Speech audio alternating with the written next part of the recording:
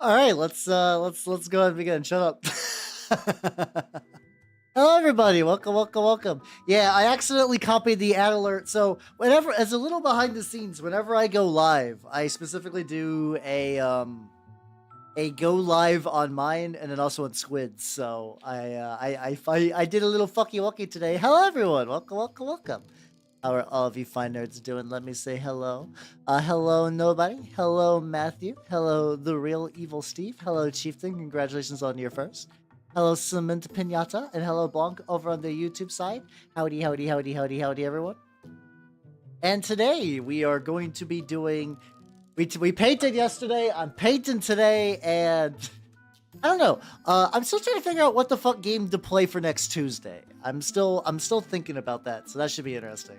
Hello, Mouse Dragon. Yeah, more painting time. There's a lot of painting time. That never stops. Let me take a sip of water. These are some Turnip28 fodder. They're just kind of like the basic grunt units that's going to be in our squad.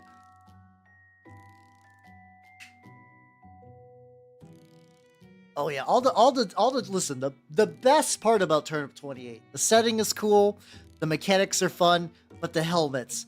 Hold on, I need a proper. Also, that's Curtis. How you doing? How you doing? You get a proper chef's kiss helmets. They're some of the best helmets. They're very, very good. Yeah, the At Machine Bork. I believe the alert should be good now though. I think we good. I think we good. Oh, Charlie, how you doing? Oh god, yeah, no. The worst thing is when like you want to paint minis but you can't because of like illness or whatever. I love you, generic workers. What's up, Basil? How you doing? Welcome, welcome, welcome. Yeah, I do. I'm trying to keep it consistent to at least one turnip mini a week, with the idea that because when I did the turnip how to turnip stream, all you nerds got to come together and determine like what turnip faction I would be doing. And I want to get that done as kind of like a thank you for that stream, and then also because it's just fun to do and you get to see that going. I've been sticking to turnip Sundays. We'll see how that goes. Oh yeah, no, the funnels are really good, really good. Real quick though, I'm gonna push them aside because I want to get their bases, just a little bit of base coated. I would have technically, this still would have been. Also, great. How you doing? Welcome, welcome, welcome. And hello, one Nintendo player. Yeah, it do be painting time. It do be time for painting. Hopefully, let's see.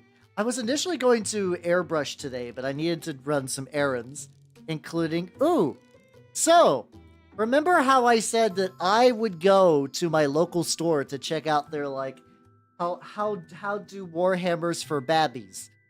I did. I didn't. Not that I think I was going to chicken out. I was more afraid I would sleep through it. I was more afraid because I tend to sleep late in on the weekends. I thought I was just going to absolutely just like snooze my way through that and be like, well, if it's too late, okay, I guess I won't.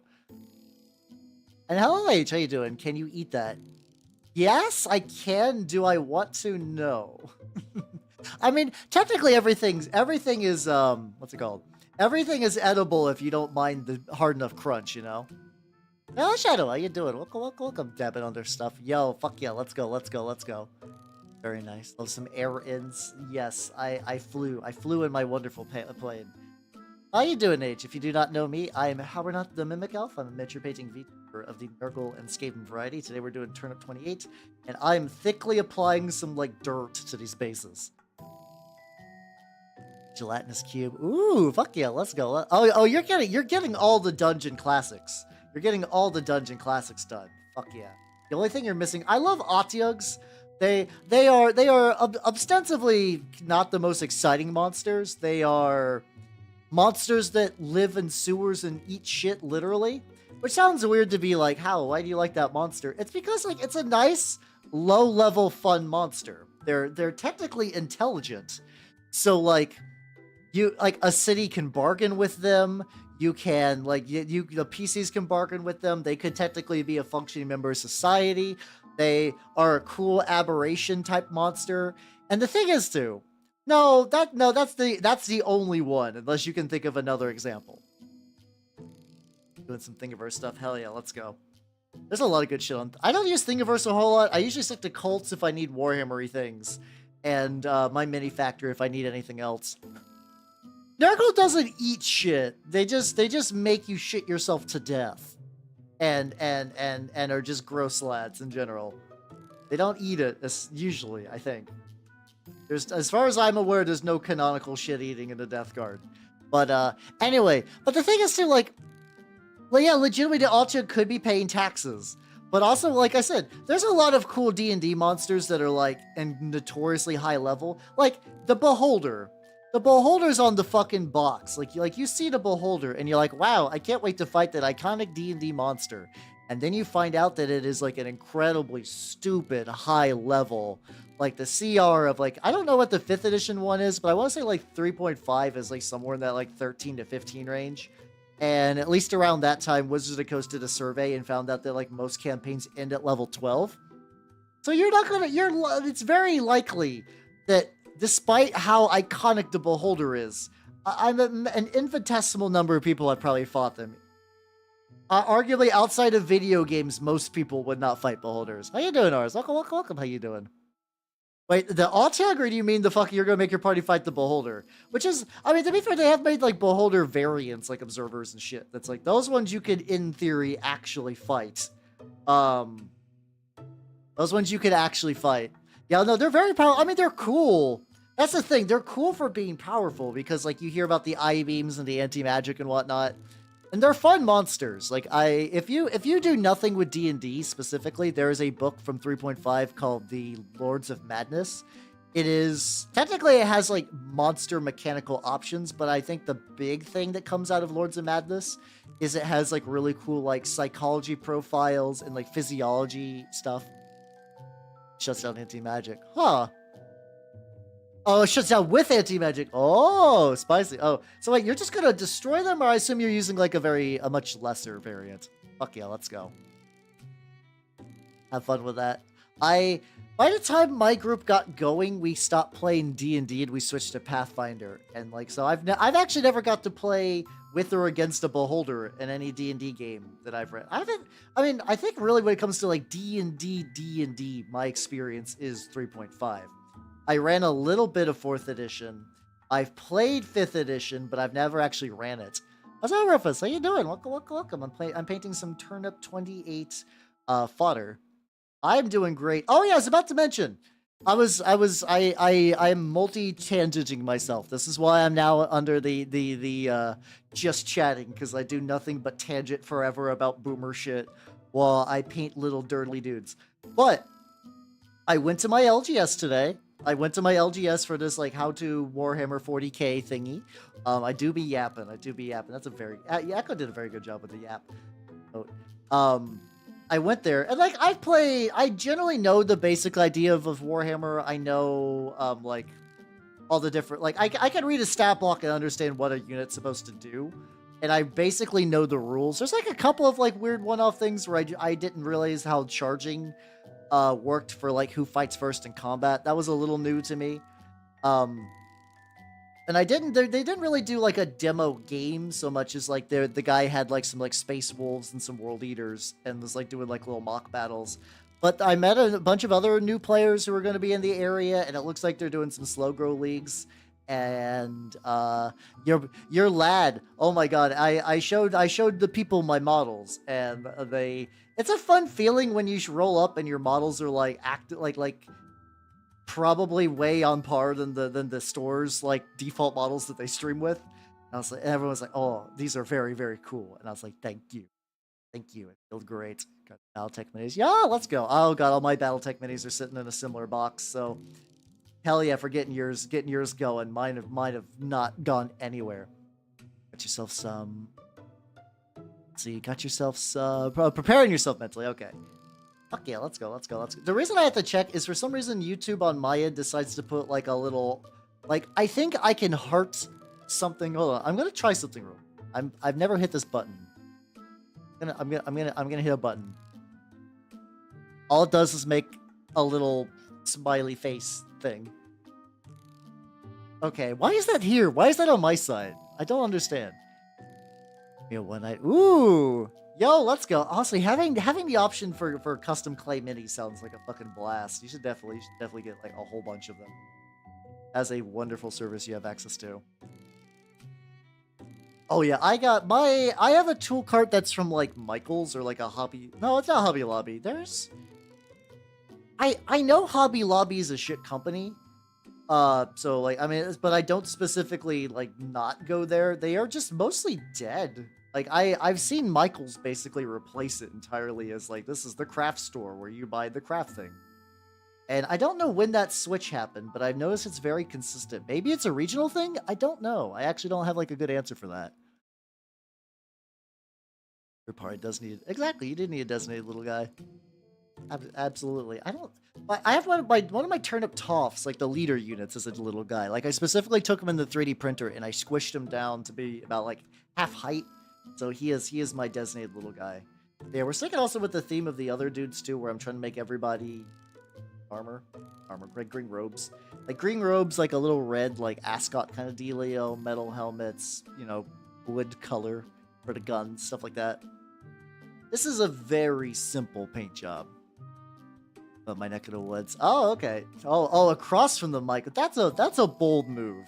Like I understand sometimes like there's just like the necessity of like, yeah, this is a strip mall. Where are you gonna put a store like that in a strip mall? And like that's kind of the battle thing. But the thing is, it's like I don't even think Hobby Lobby offers anything, other than like stealing artifacts and shit, which is not like a business feature. That's just more of like a weird trivia quirk. What's up, bro? How you doing? It's him, the lad. The lad. No, actually, my tiny Toff is in a box somewhere. See, mine doesn't. Mine absolutely does not do Vallejo paints, but maybe that's a regional thing. Mine doesn't, which is sad. I would totally shop that mine more. Mine has like really good like bulk artist stuff, like Liquitex, like mediums and stuff like that. Like my gloss medium is just like a fucking jug that I got from there, and I use that shit all the time, and I've never run out.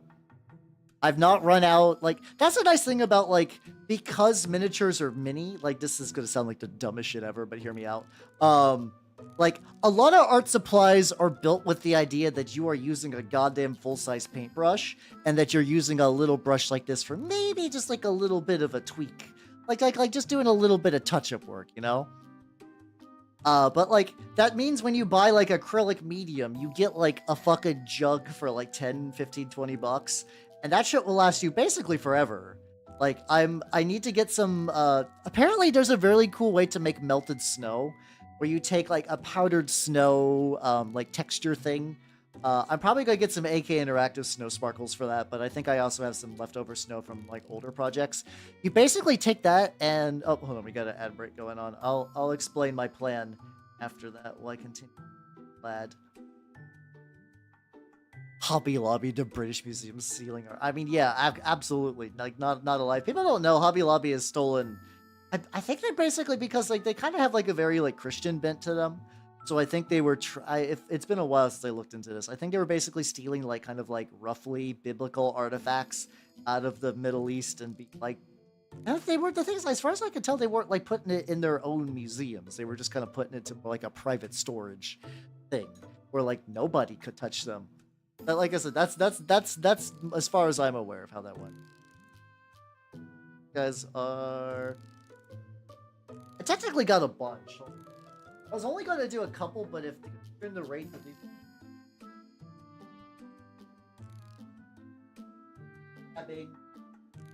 Yeah, so toffs are usually not toffs. Sorry, fodder are usually done in bits of 12. So I was like, maybe I'll start with 4. Like, nah, considering drying time, I'm probably just gonna need to pull out everything. We're just gonna go as far as we can go today. This guy's also got like a big flag too.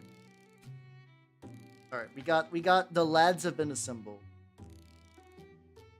Okay, cool. Excellent. But yeah. So what I'm gonna do for my snow stuff. Looking up how people did bases for their Song of Ice and Fire minis. They're like, oh yeah, basically what we do. Yeah, basically what we do though is they'll just take those. They'll take a big bulk thing of like acrylic gloss gel. It's like there's like gloss medium, which is kind of like, you know, like it's like runny, it's like water. Technically, I've heard really good painters, like, you know how like you're supposed to thin your paints with water, like, you know, the Dunkin' Too Thin Coats kind of dealio. You thin your paints with water and then like you put it on. And like for the most part, that does a pretty good job. But I do know there are some like very, very serious mini painters that like straight up use what are they use like just acrylic medium directly to thin the paint, so it has like a more paint-like consistency. It's because like when you water paints, they get like the consistency changes a little bit. They get a little thinner and droopier and stuff like that. I not used acrylic medium for paint thinning before. How you doing, Duke? How you doing? I assume it's pretty baller.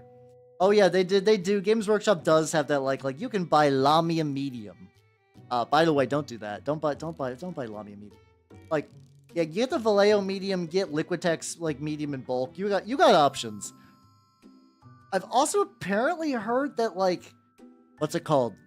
I mean, it's fine mechanically, but you just get like a little jar. It's that kind of usual Games Workshop thing where like, arguably nothing they sell is bad when it comes to paints. Like usually my complaints with G-dubs are in the jars. But like the paints flow fine. There's some colors I like. Like they're fine enough, more or less. Have to use a gel medium. Ah, yeah, that's true. I've also apparently I did look a little bit on like how to DIY contrast medium. And apparently it is like, I think it's like a 50-50 ratio of also it's in my black green like little like dropper bottle has like snapped. Like effectively one tip seems to have clipped, and as I am like trying to squeeze it into there, that little clippage is just like, well, it's just leaking out the side, which doesn't actually stop me. Something like that, yeah. It was like the one I saw was like basically just like there is I don't think I was watching the Goober Town. I was watching a similar one. That's basically because like there is like air like flow improver for airbrushes, and I think basically it's it's like very similar chemical composition wise, which is nice. I know I'm using like this is the thing, a long time ago I looked up a video for like my own airbrush, and they made like magic airbrush juice, which was like oh god, I gotta remove this. I have a lot of just like, if you're wondering like what is like random stuff, this is just like blue tack equivalent. But yeah, you use what's it called?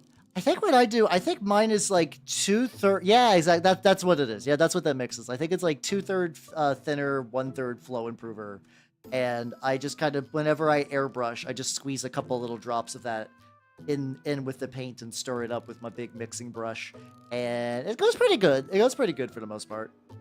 I've had very little issues with that. Usually my airbrush issues come from the fact my airbrush is a chunky, like, it was a budget one from a different age, and I definitely like really thrashed that thing. Like my poor Badger Patriot was my learning brush, and it took a beating while I was figuring out like how do things look good. And now I got one of those like gallery ones that's just sitting around. Also, I want to paint the bottom of this guy, but I cannot because I gotta grab on there. Yeah, I think Nintendo that also works too. It's like a lot of those things with mini painting. It is just like straight up, like seasoning to taste, and also nobody really has consistent number like ratios because it's just like works for me.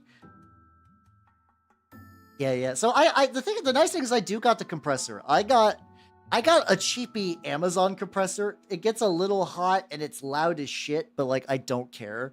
And some people have asked me like why I would never airbrush on stream. It's because my compressor sounds like a fucking train is dying. Like that's a bit of an exaggeration, but it's not that far off. It's not that far off. And like don't worry, my house is not gonna explode, and I make sure to take care of it. It's just cheap and loud. But yeah, I got this other airbrush recently. Working as climate. Oh, I love my wet palette, but it's like if I don't, the climate I live in, if I don't have a wet palette and I just like put paint on a where does Doc Foster like where does he Where's he live? I know he's actually, that's kind of funny. He has raided me a couple of times, which has been fun. I do be draining. How you doing, Glomposaurus? How you doing? Really, I would just assume a wet pallet. I guess it's just still probably just dries super quick. It gets. I'm in an area that's hot but humid, so the wet pallet stays wet. And I'm also doing the what's it called? I'm also doing the little trick where you put pennies in your wet pallet because it stops like mold and stuff from growing. And I've never really had any issues with that. Delicious, delicious rust. Give me some of that creamy rust. Is a creamy. I think I just want to say the phrase creamy rust because it's awful, like conceptually on all levels. I mean, it could also be another thing of like your mileage may vary. I don't use my airbrush super often though. Yeah, you gotta learn. Yeah, exactly. You gotta learn how to use what you got. Like I said, airbrushing is like a thing that I would like to do more, especially as I pick up more minis. Oh fuck.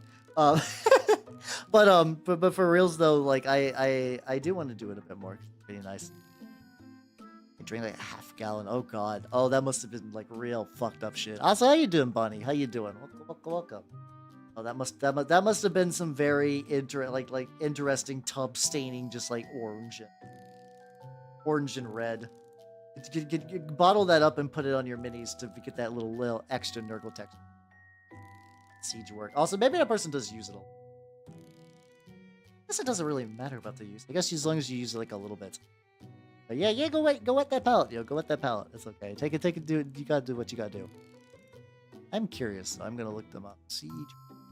Yes. I'm not gonna look too much into the media. Oh, you all recommend me. Oh, Siege Studio. Oh, wait. These are Siege. Also, how you doing, Nitrous? Welcome. I'm painting some turnip lads. Isn't Siege Studios like one of those companies that sell minis? You're like, yo, I would like you to pre-paint. I would like you to paint my minis for me, and they got like different tiers and shit. That name sounds very familiar, and I feel like that's where I've heard them, but I don't know. Okay. Have I actually played Turnip yet? Haha, no. I would like to. I'm just now sort of beginning to infiltrate circles nearby of people who play war games. Like, this is maybe bad for Vtuber OPSEC, but I kind of just did it anyway. When I was at the thing, they're like, oh yeah, I do have a store. The thing is, I just go to my store primarily to shop. How you doing, Heather? How you doing? But today, I did go to like a little demo game because I was like, I generally know how to play Warhammer 40k, but I'm incredibly rusty. I mean, some people do. I think the thing is, I have a very interesting relationship to kayfabe as both as a shapeshifter and also somebody who operates in a medium that is primarily about physical media and like playing games in person. So they were like everybody was really nice there at the demo. It was like me, the guy who was doing the demo, and then like somewhere along the way, like what's it called? The demo, and then like somewhere around maybe like 4 or 5 other dudes roughly around my kind of like age bracket getting together to like kind of get in. Like, so it was like one of them was like, hey, I played like older editions, and one guy was like, oh yeah, I've played like a war game before. I do be an elf. Look at me. I'm a mimic elf. I'm a little shapeshifter lad. Hey. Understandable. Like I said, I'm in a very interesting spot as this players for a Switch with how many games you don't play. Oh god, yeah. I have so many games. Like, the thing is, especially for me for tabletop RPGs, I collect them also just to collect them. It's fun for me to look at my shelf and to like read them when I do. Put the apron back on. I did. Some people that's a feature, not a bug. Me being a gross monster lad. But what's it called? But yeah, there were like, yeah, I kind of like, it's kind of funny because I'm used to using Discord in 2 contexts. Like, one of them was like hanging out with like my lads that I've known for years, and the other is VTubing. I forgot that just they're just like, yeah, we should get together and play some games sometime. And then they're like, yeah, we're just gonna exchange Discord IDs. So like that's gonna be fun. So it's like, whatever, it's fine. I was so wrapped up on like, oh, what should I do with Discord stuff? And it's like, fuck it. I'm gonna play some games. I didn't get to play today. Apparently, my area is doing a lot of like escalation leagues. So I might try to jump onto that with my Chaos Space Marine. Although a lot of people still do, like, actually, weirdly enough, as much as I complain about Twitter, people putting their whole ass face on there, a lot of Discord profiles are still, like, usernames and pictures. Like, so, like, that was kind of fun. I did kind of miss that is a thing. I guess I was, like, probably more nerd spheres. Also, Crime Lover Unhinged 234, thank you for the follow, and welcome to the workshop. How are you doing, Crichton? Welcome. What crime do you like? I like arson.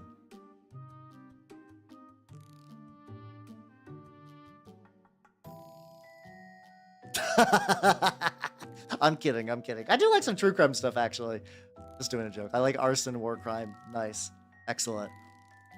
Server site shits on the first up exposed themselves into work cords. Oh god, yeah. The thing is, like, I've been in workplaces before I don't none of them have ever used Discord, but they've used the beast, which is Microsoft Teams. Everybody who is responsible for the creation of Microsoft Teams should be beaten with sticks, and that's like a pretty... I don't think anyone who's used Microsoft Teams would debate me on that. And if you do debate me on that, a nice job, Microsoft employee. I didn't know you watched my streams. Some poorly sketch photo of their family. Oh, no, that's good. That's not good. That's bad. That's bad. Don't do that. Oh yeah, because you can do the thing where it's like you have a unique avatar when you roll into a server, and then if somebody clicks your profile, they're gonna be like, "Oh shit, your name's Dave. You work in Minnesota. By the way, my name is not Dave, and I do not work in Minnesota." Oh, we're not the Mimic Elf. How you doing? And even my human form name is also not. Guess a good nerd. It's me, Hal the Dave, and Peño the Carl. Carl as a species. The third album from They Might Be Giants. People don't talk about it very much. They get their other albums confused, but no, the third They Might Be Giants album is Carl as a species. And if you're a true They Might Be Giants head like me, you would know this. I think I remember Dave the Barbarian being a fun show. My significant other. You all wish I had a significant other. Haha. But nah. But yeah. Where am I? Yes, it is I, Hammer Knocked, the war gamer. But I will debate you on this just to pretend I have a decent paying job. That's fair. You're allowed to do that. And then again, I also don't think anyone who's using Microsoft Teams is necessarily Honeypot. Oh god, yeah, what is that like Duolicious or whatever? Oh my god, that website I find fascinating just to look at from the outside. So, there is a dating website called Duolicious, and god, what is it? I don't know what the tagline is, but effectively seems to be like, I think the idea is somebody tried to make like a 4chan dating website, and like that should already be a couple of red flags. But people have been like making like profiles on there because they're curious. And apparently to probably nobody's surprise is there is a female populace on there, which is surprising. But they're all like mentally unhinged femcel kind of characters. I'm not saying the dudes are going to be much better. It's just people don't post the dude profiles because I imagine weird dude profiles is pretty uniform across dating platforms. But then when you look at like it's like I'm okay. The best way I can phrase this, and this is as me, somebody who enjoys serial experiments lane. If you took a shot every time you saw somebody with a lane profile, you would go to the hospital. They would need to remove your liver and like put you on a dialysis machine. Like both your liver and your kidneys would shut down. Like it would not be good. And it's kind of amazing. It's kind of amazing. Oh, not only do they advertise themselves with such people, they show hold on. Let's see. Let me see if I can find. The thing is they also require you to download an app. Like you can't, like, what's it called? It's like you can't, let me see. Yeah, it's like you can't just browse profiles, which I always consider a red flag. But like, oh god, I actually, you know what? I don't know. I don't know if I can actually post any. No, these are relatively work safe, but like, here we go. Here we go. How about this? If you would like to see the way they advertise themselves, I will give you the link. And what you're gonna have to do is use your response. Like, you have to look at that yourself and judge. Let's see. It's no. The thing is, no. Oh yeah, no. What's Chieftain saying? There's a not trivial amount of people that would consider being Tomoko as the potential partner as a feature and not a bug. Exactly. How you doing, Deacon? How you doing? We're talking about honeypot dating website Duolicious. I would absolutely not be surprised if that is somebody like if somebody just made a bunch of like fake profiles for the sake of like installing crypto miners and stuff like that. Well, I can don't worry, Crichton. I can explain. I can explain because like, once again, this is a website that has like, it has more red flags than like a parade in China. Like it's nothing but like a cascade of red flags. Here's the thing though, that here's why I think people could be susceptible to this. Here's this. I am a very internet-brained person with a very unique series of hobbies that mean it's kind of hard to relate to the average pool of potential daters. It like the amount of people that would look at what I do and consider that as a thing that I would be allowed to keep doing, or just even backflip out of there. I think it has mold. Oh fuck! For one Nintendo, we're talking about a website called Duolicious, which is like tee hee ha ha funny 4chan femcel dating website. Also, I've heard this trick for wet palettes to stop them from molding was to use pennies. I've heard pennies are great for that. Maybe try the penny idea out. You are absolutely the prey. But so the idea is like, you go to a dating website where people are ostensibly what's it called? They do need to have actual copper in the pennies. You go to a dating website where people are internet brained like you. And they will generally have similar interests in, like, probably, if I'm going to be a realistic, anime and like probably video games and some other kind of like nerd hobbies, but in a way that, like, if you ask somebody like male or female in the general populace what their favorite video game is, like they might say Skyrim or they might say Call of Duty Zombies. Like, that's a very real thing. Like, the kind of people that are looking for people that their favorite video game might be more like a Breath of game, or another one, a more obscure game, maybe like a Legacy of Kain, retro kind of thing too, maybe something like that. So you see the website and you're like, this seems like a bad idea, but I'm willing to give the bad idea a shot. For the idea of getting a similar internet-brained person to be my forever partner. And because of that, as Chieftain do be saying, the idea of, like, imagine the biggest fucking if you sign up to a website like Duolicious specifically, like, as much as the idea of finding people with similar interests and like ways of thinking would be cool, it is straight up like you are signing up to get fucking devoured.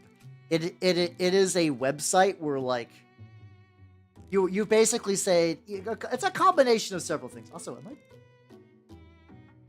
No, I'm not missing a base. I'm missing basic math. You're basically saying like I love to get scammed, or like every now and then, like are there legitimate people on that website for dating? Probably yes. If I'm going to be honest, I could totally see like a couple of them are real. But also, you have to deal with like some real like internet brain rotted people, and not the fun kind of brain rot, like the kind of brain rot where it's like, hey, how you doing, lady that had Lane as a profile picture, you want to talk about Lane and some other stuff? And then you'll get like a message at like 3 in the morning of like, I need you to tell me that you love me, or I'm gonna do something real bad. And you're like, oh no, that's not good. What have I done? And you're in danger. You're in danger. You are not having a good time. So yeah, no matter how much the siren song of dating internet brain people is, you would have a better chance of meeting them through hobbies than specifically going to a site like that where you are going to be devoured. Yeah, Landmine Girls. Like, I think it's like Jirai Girl, which has kind of also been wrapped into Jirai K and stuff like that. Also, Vera Samila, thank you for the follow. Welcome to the workshop. Oh yeah, I'm glad you like my stuff. Thank you. Yeah. We're talking about Duolicious while I'm painting some lads for Turnip28, so this is fun. How you doing? Brown. Yeah. Because like I think that was also that's also kind of an interesting thing with like a lot of Japanese fashion stuff, where like sometimes it's like taking a derogatory thing and building a fashion identity around it, and that's kind of nice. I think that's kind of neat. Some of the styles I do actually legitimately like. You know, Crytek get lucked out. You know, offline interactions, but what's worse is online. Yeah, it do be like that, because it kind of goes to like I said, if you're internet brain, it makes sense to talk to people online, you know. Oh, I do power. Oh yeah, we were talking about that. I think like hold on, there was a VTuber I know named Menace that apparently got her profile used as a Duolicious profile picture.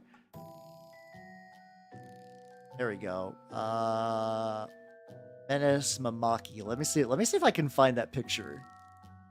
Just to give you, if I can find this, I will try to give you a general idea of what this fan base is going to look for. That. Let's see if I can.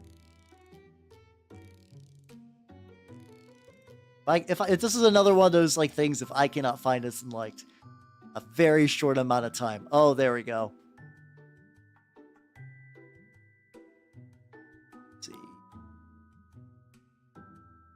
Let me get that on there, and I'll point out which one. I'll point out which one is her on there, because I just find this is very funny. There we go. This is like a list of some user profiles. So like this is another thing too. I mean, some people are into that, but like you gotta walk with caution. So like, also once again, I generally enjoy Needy Streamer Overdose. If you have that profile of Kangel, you are also dangerous. Yeah, like look at this. Look at all this. Like this is also have no idea what's going on with that bottom right one. My uterus. It is extreme warning signs. I feel like the top ones, like hold on, let me go to those top ones. I feel like those top ones especially. Is it weird that the guinea pig gives me probably like the biggest fear response? I don't know why. I think guinea pigs are cute, but I would also believe some of that profile pic is gonna wild the fuck out. Yeah, that's the problem though, is I actually really like Abba's design, but I would not trust that for a profile. Yeah, no, guinea pig girl is terrifying.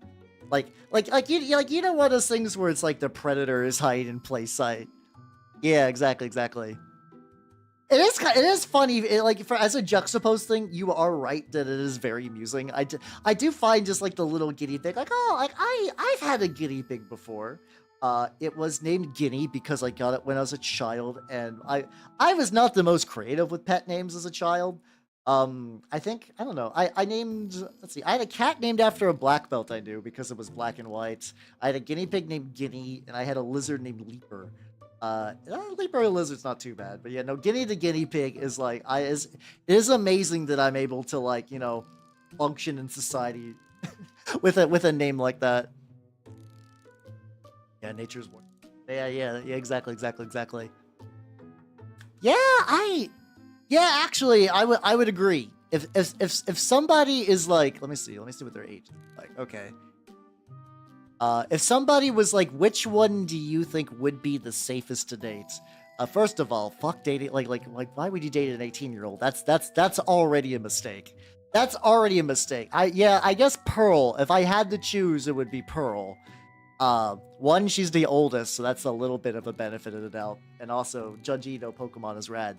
But yeah, this is safe in like the way of like, I don't know, jumping off a second story building is technically safer than jumping off of a third story, you know? Or like the guinea pig where you are jumping off of a third story building while on fire. Get a little bit on there.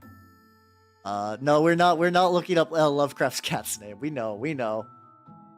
But no. I think the weird thing, I think his dad named this cat, which also makes it strange, but whatever. Yeah, exactly. Younger than 27 might as well be 18. I guess.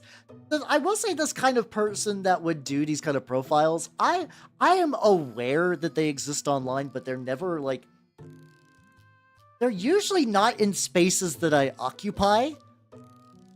Yeah, that is something I've heard, that like towards the end of his life, Lovecraft eventually mellowed out, and I heard, this is all like I've heard things because like, you know, the way internet information proliferates. I was generally told that his wife was like, got him to chill the fuck out after a while, and he's like, maybe I was a little bit wilding out, to put it in like the softest of terms for what Lovecraft's earlier stuff was doing.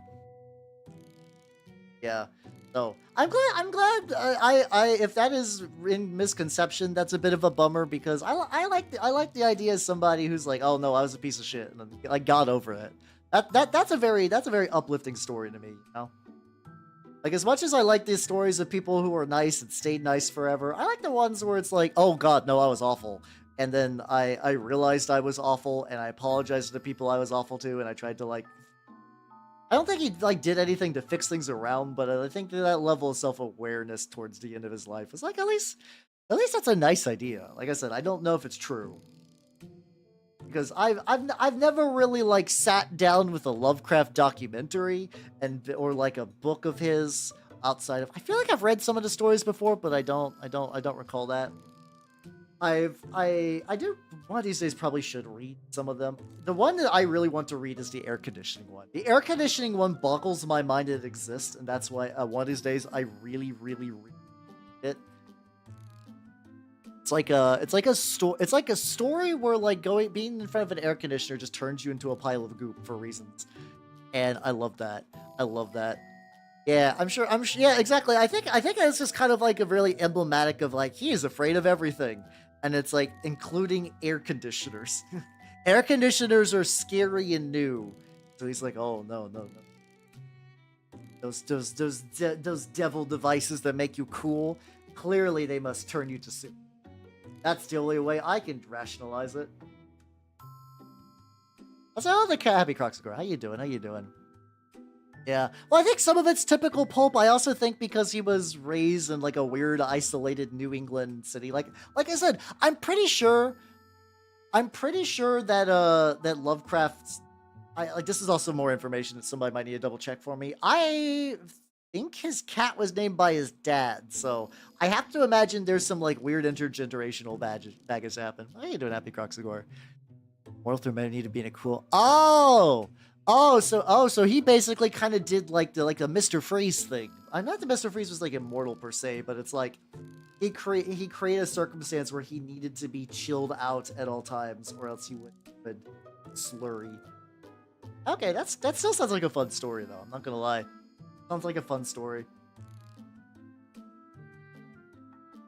I was gonna paint metal, but I realized I need to paint all the guns first. I do love to see personal growth. I do like to see that. I do like to see that kind of stuff. Pretty here. I mean, I don't know. So that's the thing with like some early comic stuff. I would not put it past somebody to be like, hey, that Lovecraft AC story was kind of fun. What if we like expanded on that? There's like a lot of cool concepts that like, what if we took a thing and expanded on it? Like that can lead to some really interesting. I don't think I probably. No, I don't have like. I've always been like a really casual Batman fan over the years. Like I remember growing up with the animated series, and like I've always sat that healthy. Like I enjoy Batman, but like I've never really been like, because like I think I was like a lot of people where I did the thing where it's like, oh boy, I can't wait to read Batman comics, and you look at them and you're like, oh boy, there's a lot of bullshit.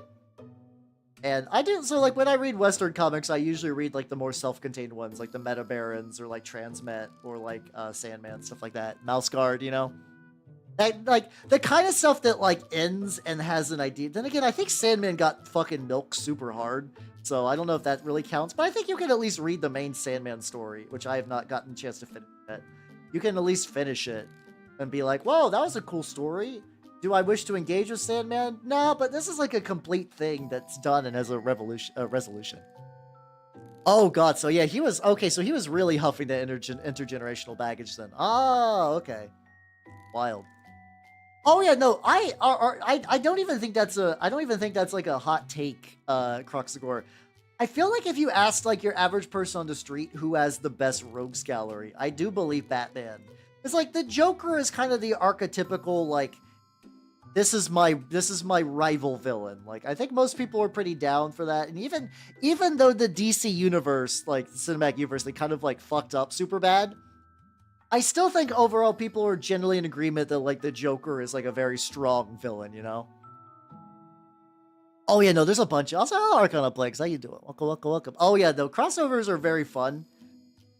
Some of the ideas of crossovers are very silly as like on like a conceptual level, but it's like, dear God, like I guess like sometimes it's fun to read them for memes, but also some of them are very, very serious.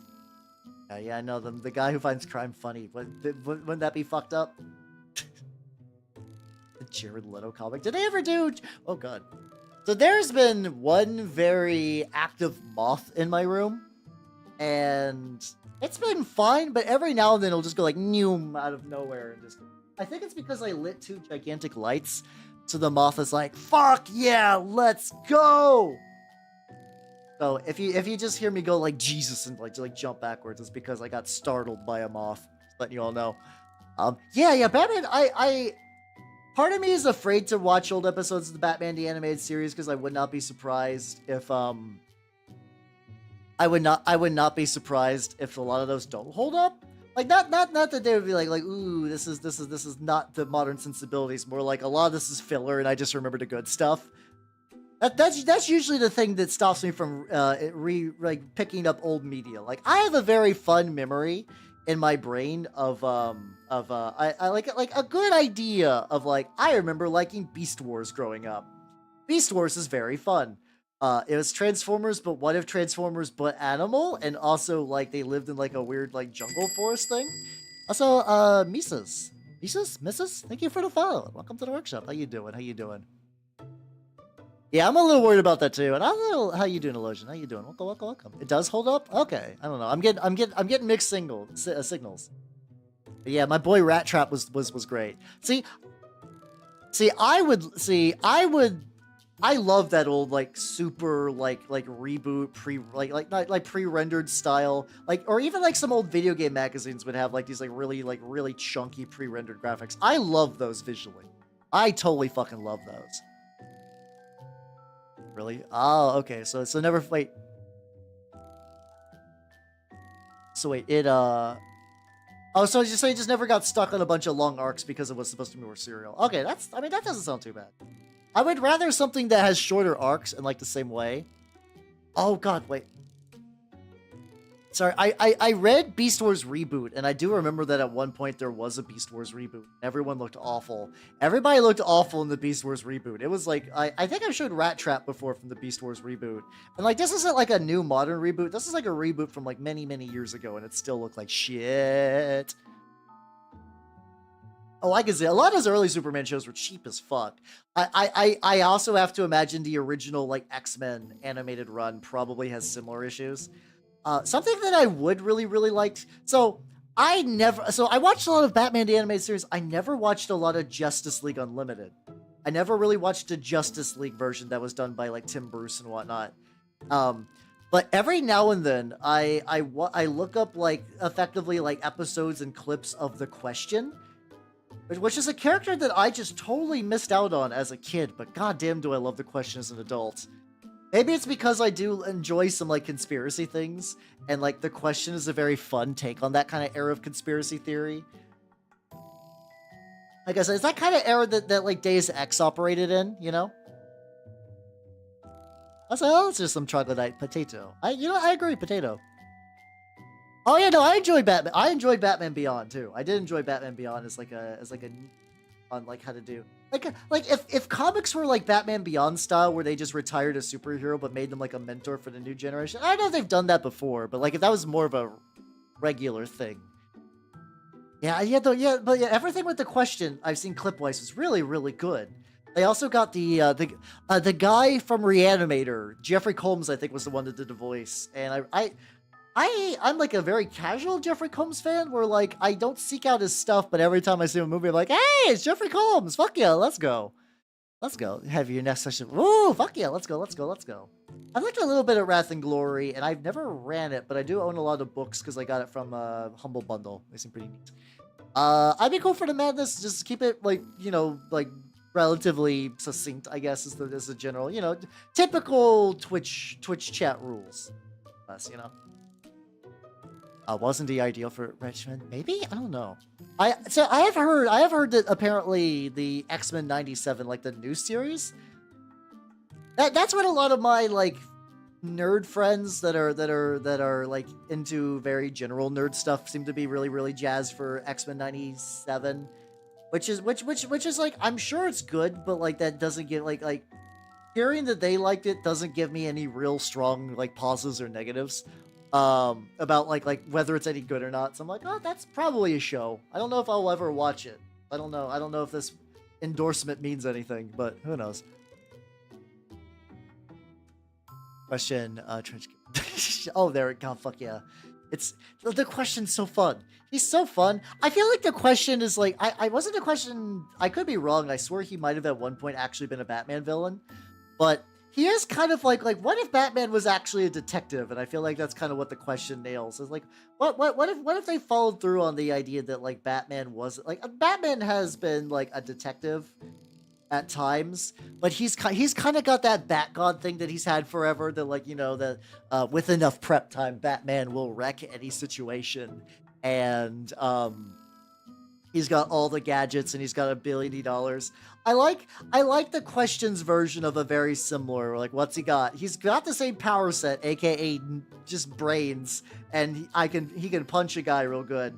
But like the fact that he doesn't have like $1 million and also does like in the clips, he's actually like sitting down and like doing research on like not a super computer, like he's not doing like research on like a super bat computer.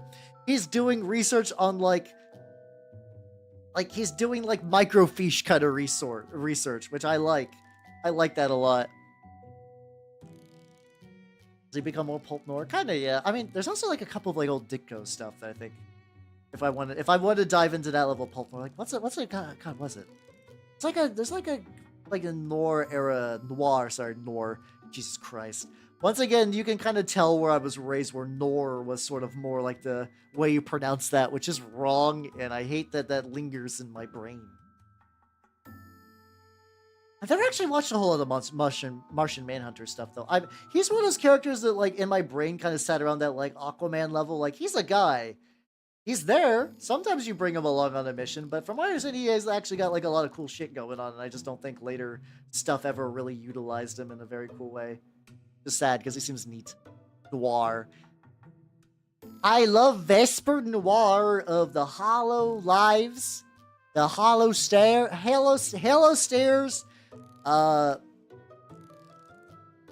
Like sometimes that kind of thing does slip into my dialogue, and I won't realize it because, like I said, my accent is like relatively low key.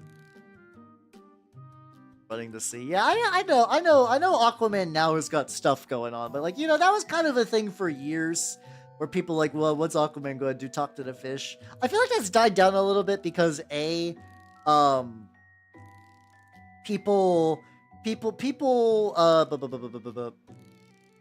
like I've kind of learned a bit more of them, and also I do also think casting that one dude for the DC movies kind of helped. Like when you cast that guy, I don't know what his name is, like the guy who's got like a bunch of hair and big muscles and stuff like that. You know, they've worked on it. I legitimately don't know a lot about question-related media. Like, I just, like, the stuff I've only really enjoyed are just, like, Justice League Unlimited clips with the question. Like, if that's the only... If you haven't watched those, and, like, you would want, like... Those are pretty... They basically just take clips from the episodes he's in. Because he's, like, the B-plot guy. Jason Momoa. Yes, that guy. Exactly. Like, I'm pretty sure every episode that the question in, he's always, like, the B-plot dude. As opposed to, like, you know, the A-plot guy. Like, he's there because he's in the Justice League, or questionably in the Justice League, and it's neat seeing him like doing his own thing. Yeah, exactly. Like, I think there's times where like in those where he's talking to Batman and stuff like that. So yeah, he interfaces with the main Justice League, but he is very much so like, oh shit, we found out that this guy is smuggling a bunch of guns to like some overseas location, and you know, then all the other big superheroes go in and beat the fuck out of everyone. I think he was also dating Huntress for a while, which is very fun. The kind of, like, well-meaning, like, super crime nerd, and also, like, Huntress is like, I'm strong lady, with a bunch of cool shit. So he's trying to do, like, infiltrate things, and she's basically, like, snoo now. She's not quite like that.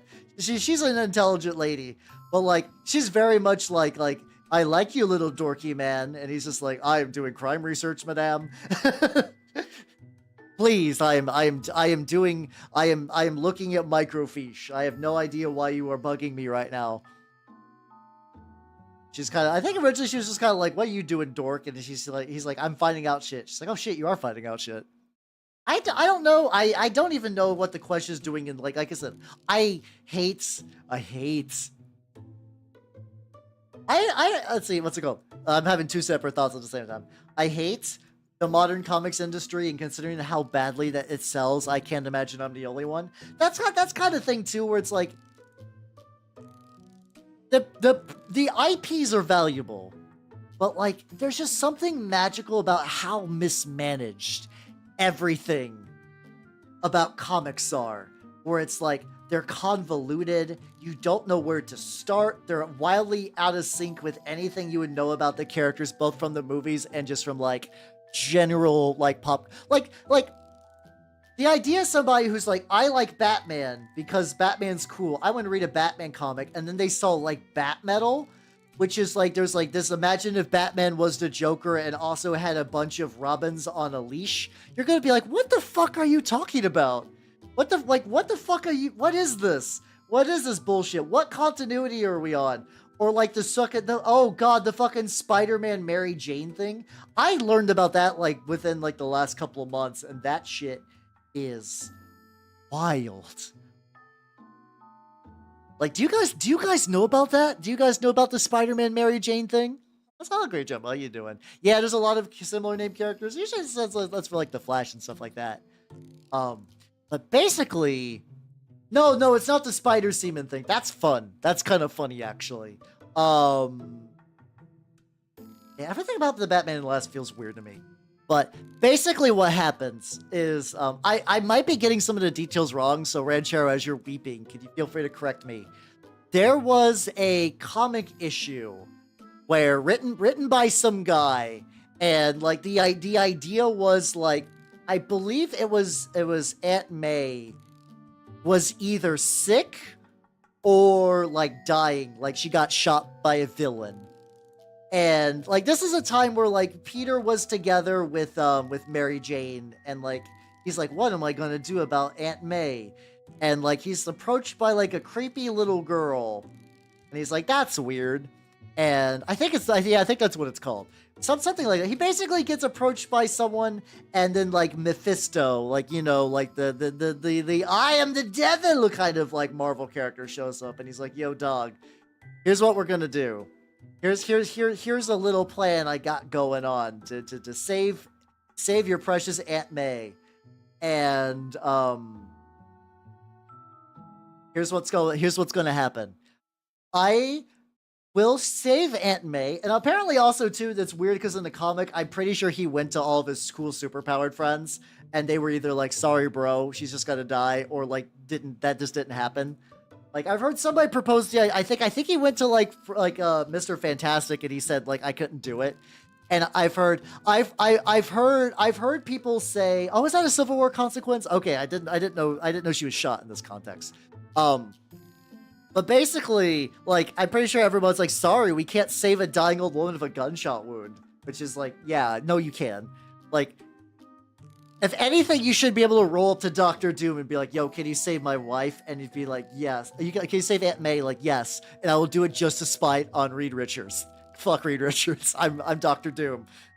Latvia will save Aunt May.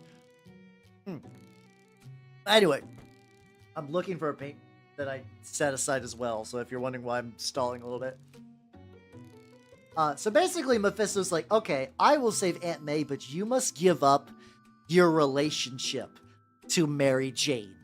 And then they did. Or like no, or no, like Doctor Doom or anything either. Yeah, or Doctor Strange. Yeah. So Peter's like, Peter got struck with the author really wanted a specific result to happen. And just like, "Well, okay, Mr. Satan, I'll take your deal." And then Mephisto was like, "Mephisto!" And like him and Mary Jane never got together. And apparently like the spooky little girl was going to be their potential daughter. And ever since, like, they're not allowed to be together. I think there's even like a weird thing where Peter gets not cucked, but they basically do that. Like, this is Mary Jane and her boyfriend, this guy. Peter's like, "Hi, Mary Jane," like that kind of thing. Oh yeah, then that's a separate story about the spider cum that kills Mary Jane, because that was just like a weird edgy thing. Yeah. Oh, and then also forget about the everyone knowing your Spider-Man thing, which I think if it eventually gets like rolled, I don't know, it's dumb. From what I am aware as like a third-party person, who's, like I said, I think comics, the ideas of some of them are neat, but the execution is like you get shit like this. I don't believe they've ever undone it. As far as I'm aware, that like One More Day thing has never been undone. So like now, hey everybody who knows like anything about Spider-Man from the goddamn Spider-Man movies, or let's just say you've heard of Spider-Man in your brain. Who is Spider-Man's love interest? Maybe you'll say Black Cat if you're feeling spicy, but Mary Jane, like that's it. That's the thing. That's his fucking Lois Lane. Like, that's the iconic duo there. I think even in the fucking Insomniac games, like the ones that sell really well, that's still true. I'm sure there's better love interests written by different people. I'm just saying, like, the iconic one, like the OTP of the character. But like, let's say you were to read the comic and you're like, "Why is Mary Jane with this other chuckle fuck?" Or okay, there's options, but you know what I mean. You know what I mean. Hello, Theo. How you doing? We're talking about how Spider-Man got fucked over by comics. How's it going, everybody? Welcome. If you do not know me, I am Halbernut the Mimic Elf. I'm a entertaining YouTuber of the Nurgle and Scam variety. And what the fuck are you up to, nerd? What tabletop RPG thing were you running, or were you planning? What were you up to?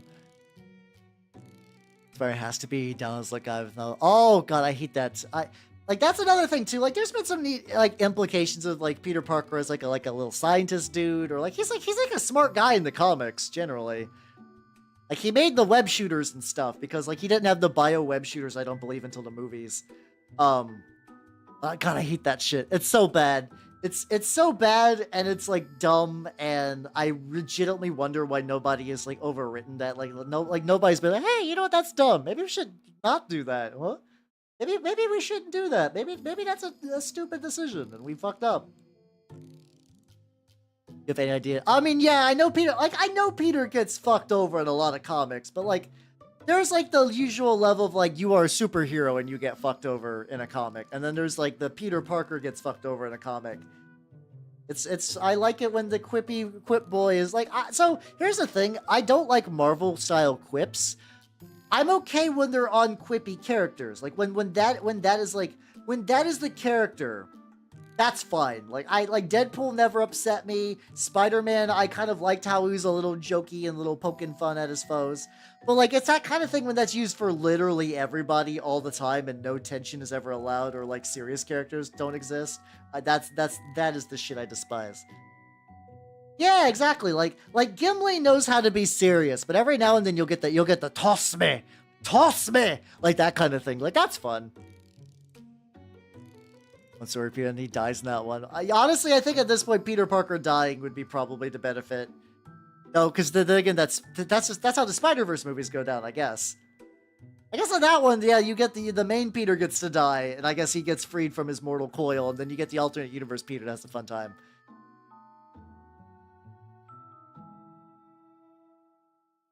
Ultimate Spider-Man Fantasy is a scientist married to MJ. Yeah, I kind of like the scientist Peter Parker.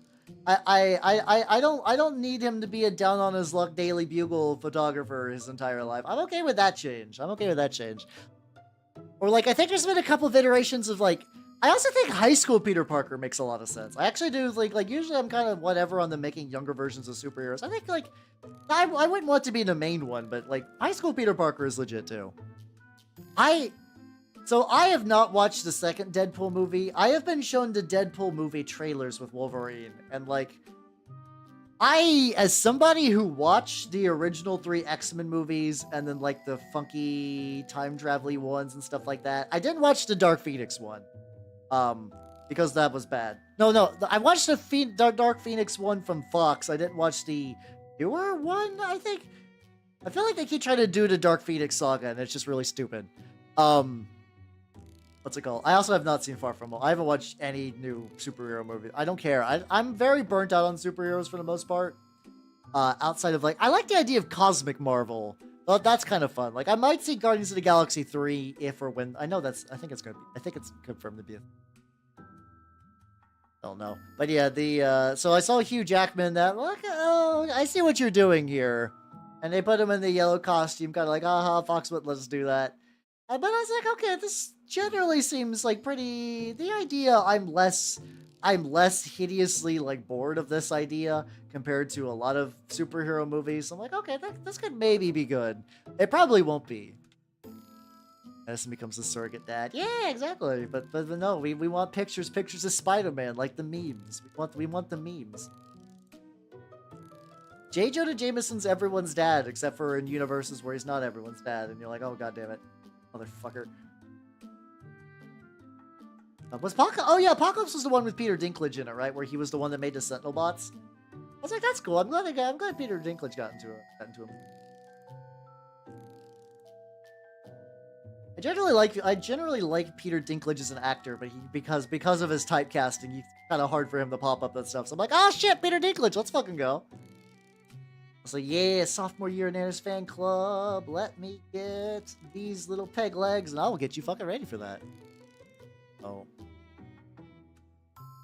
Was the Egyptian? Okay, I did not see Apocalypse then, no.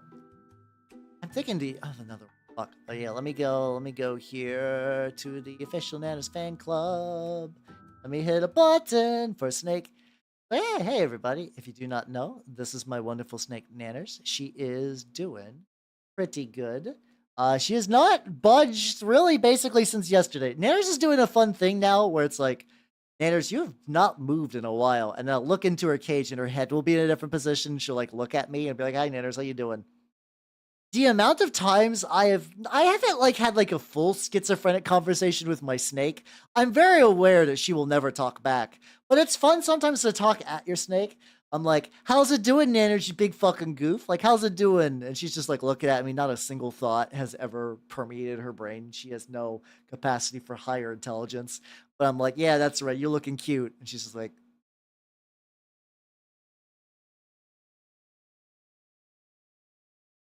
that's just kind of what she does, yeah.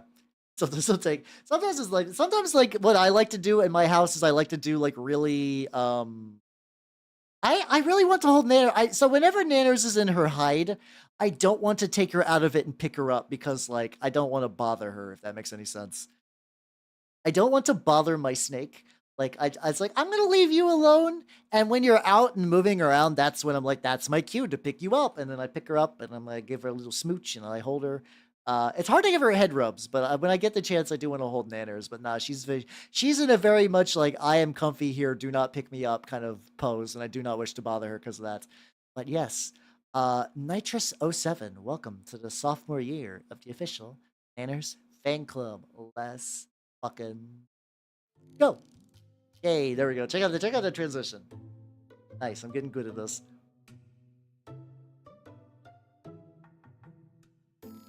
Oh yeah, that's fun when you just like, that's a fun thing about like cats and stuff like that, yeah, where you're like, yep, I'm just gonna take you places now.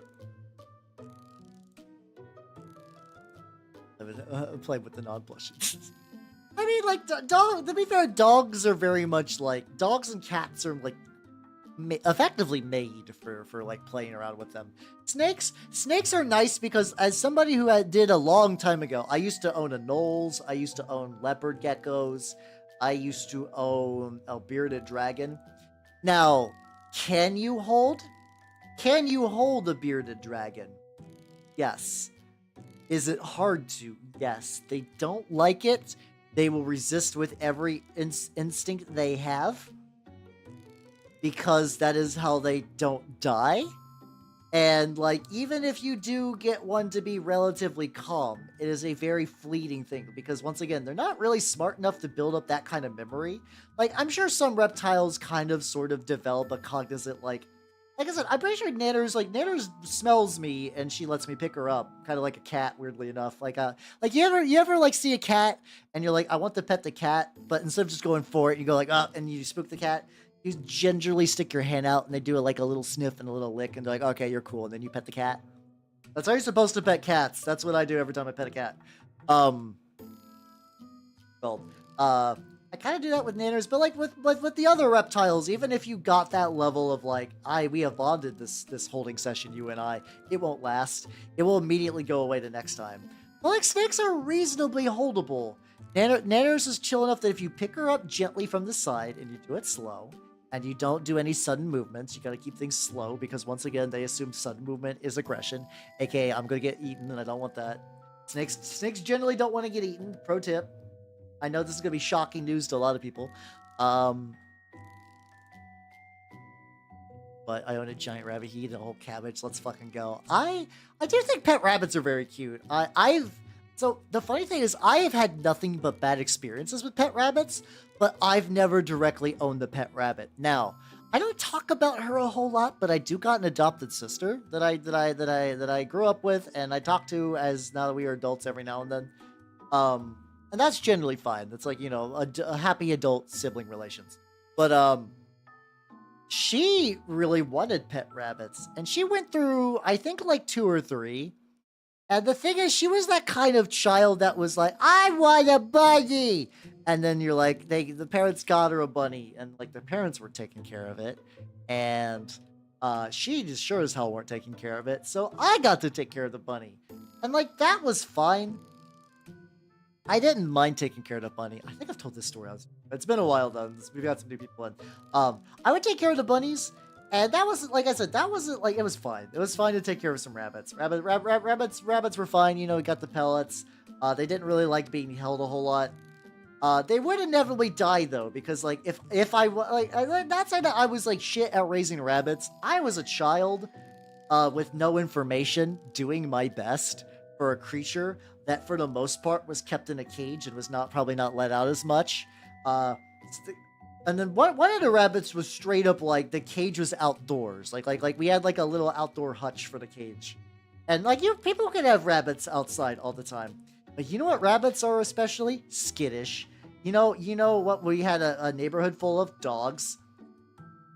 It's not a joke that a rabbit can scare itself to death. I feel like you're quoting something nitrous and I cannot remember what that is. So I remember one day waking up and seeing that the rabbit was shocked to death. And I was like, adopted mother, what do I do? And then she was like, okay, Hal, here's what you're gonna do. We're gonna put this rabbit in this trash bag, and you are going to throw it away. And we're gonna say the rabbit ran away. You got it? And I was like, oh, I don't know about this, but okay, you're a parental figure, and I'm a good boy, so here we go. And I did that. That's exactly what I sounded like as a child, by the way. Oh golly gee, oh golly gee. I sounded like that until I hit 27, and then I started sounding like this. Yeah, I was just obeying orders. But so I took the rabbit to the dumpster. I gave it the unceremonial burial, which was, you know, put the buzz. Like, I think I even at the time did like a I'm sorry it had to be this way thought in my own head as I yeeted the garbage bag into the dumpster. And then the cover story was given to my sister. I didn't give the cover story. It was given once again by my adopted mother. And my sister began crying a whole lot. And this lasted for a while, and she was really bad. And like the guilt, because I also there's that little bit when a pet runs away, like maybe he'll come back, and like I was like, oh no, he's never coming back. The bunny is never coming back.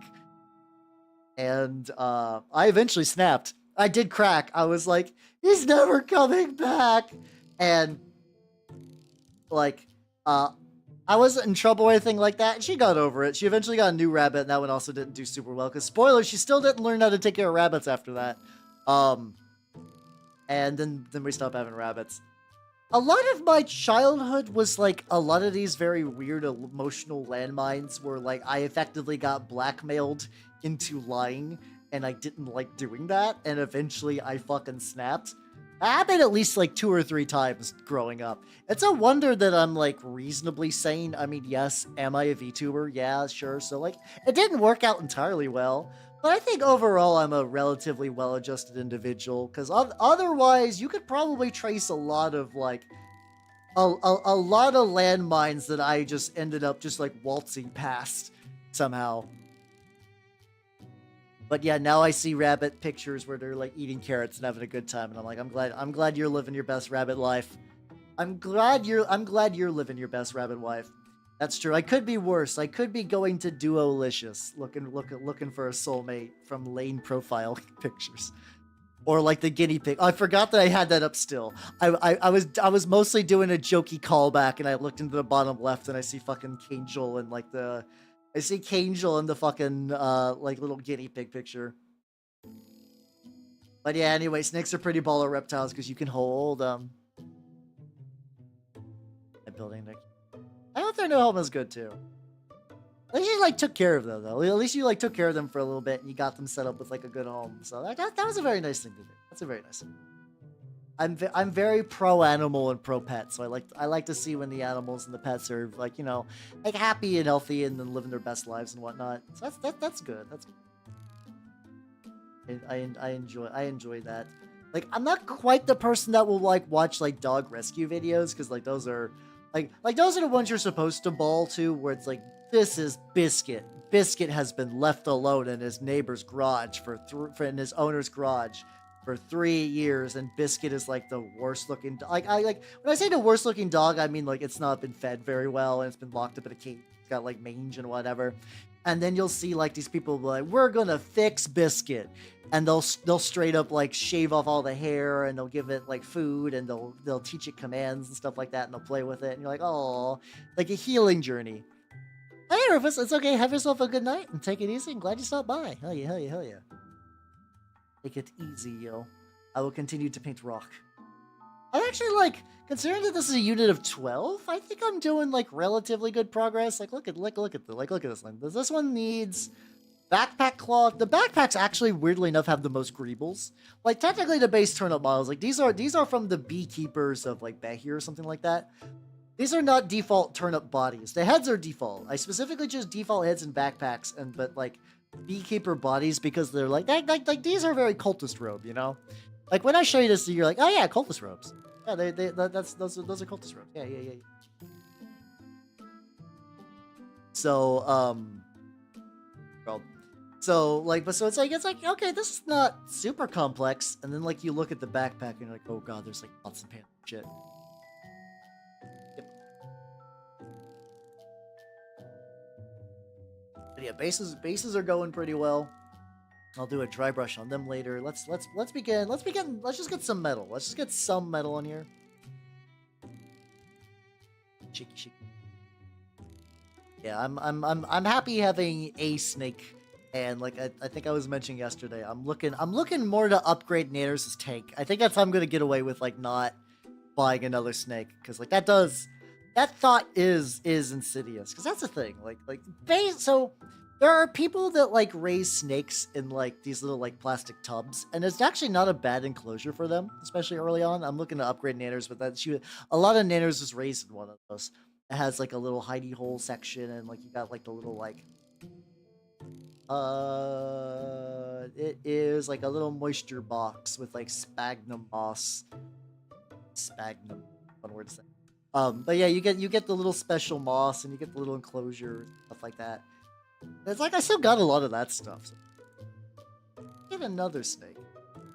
Luckily, though, every time I go to my pet store, I kind of wonder if they stopped selling snakes. Like I see a couple reptiles there. Usually, it's more of like the turtle variety. They'll have like the like this is Otsuko. My pet store is a PetSmart. Like, I don't have a specialty. I don't have like a specialty store that I go to, because like the PetSmart is like right next to like a bunch of other places I need to go to. So it is unironically incredibly easy. We'll go with this as a shiny. It's incredibly easy for me to go run errands and like, yeah, I'm just gonna get some like groceries and stuff, and then just like pull into the pet store, buy a whole snake, a whole dead rat, and leave. That's what I do. I buy rat for snake there. I should go ahead and get like the pots and pans. That. How you doing, Mittens? How you doing? Welcome. I am talking about pets and stuff, and I am painting some Turnip28 lads. I have a bunch of them. How you doing, Primrose? How you doing? Welcome. How do I paint rats? And I've not in a while. It's been a while since I painted rats. I gotta still work on those. God, what is it? I got to work on the Storm Fiends that I need to do some like reductive paint technique stuff with the. I used streaking grime on them, and it turned out fine. But there's like some touch-up stuff I gotta do. The lads. Oh yeah, all these got like little funky helmets. They're pretty great. I love the funky helmets. Yeah, exactly. They're all groceries. It's like, hey, I get groceries for me, and I get groceries for my snake, and then we both eat our groceries, and then we regurgitate a bunch of fur. Oh, you know too much now. No, that's what they call in the business a bit. But yeah, it's pretty easy just to go there and pick up some stuff. But yeah, these are kit bash models for Turnip. Based on some ideas from all of you nerds during the how to play Turnip28. Oh yeah, I think oh god, this is another tangent earlier. Don't eat fur, but fiber. But what's it called? But as far as I can tell, my local shop does not have a Turnip28 scene. So if I wanted to play, I'll probably have to kickstart something there. But yeah, no, I've entered my shop's Discord, and I've been seeing it's not too active. Also, hello, Don Musa. How you doing? Welcome. Do not consume owl pallets, but they're snack size. No, definitely not. That's all shit. Yeah, wrong type of fiber. Ah, it's fine. How you doing, Don? How you doing? I'm currently painting some lads and going pretty well. By the cup and stuff. Oh, there's like a lot of metal on these guys. Maybe get a little bigger brush for this, but also there's like very fine.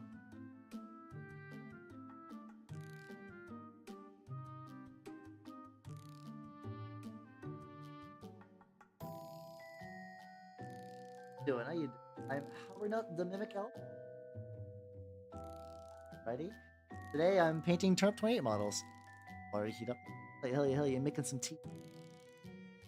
Very nice. But oh yeah, I want this guy because he's got like these like the I need to do like, because you all did a cult with where the idea is the idea of the cult is chopping off people's feet to remove the sin. I do want to eventually do like a real shitty freehand severed foot. I think that would be fun. Maybe like a severed foot with some like evil roots coming out of it to represent the sin. aspects, something like that. Some like evil foot tendrils, you know how it be. Servitor is the unofficial name of a man. Wasn't a man.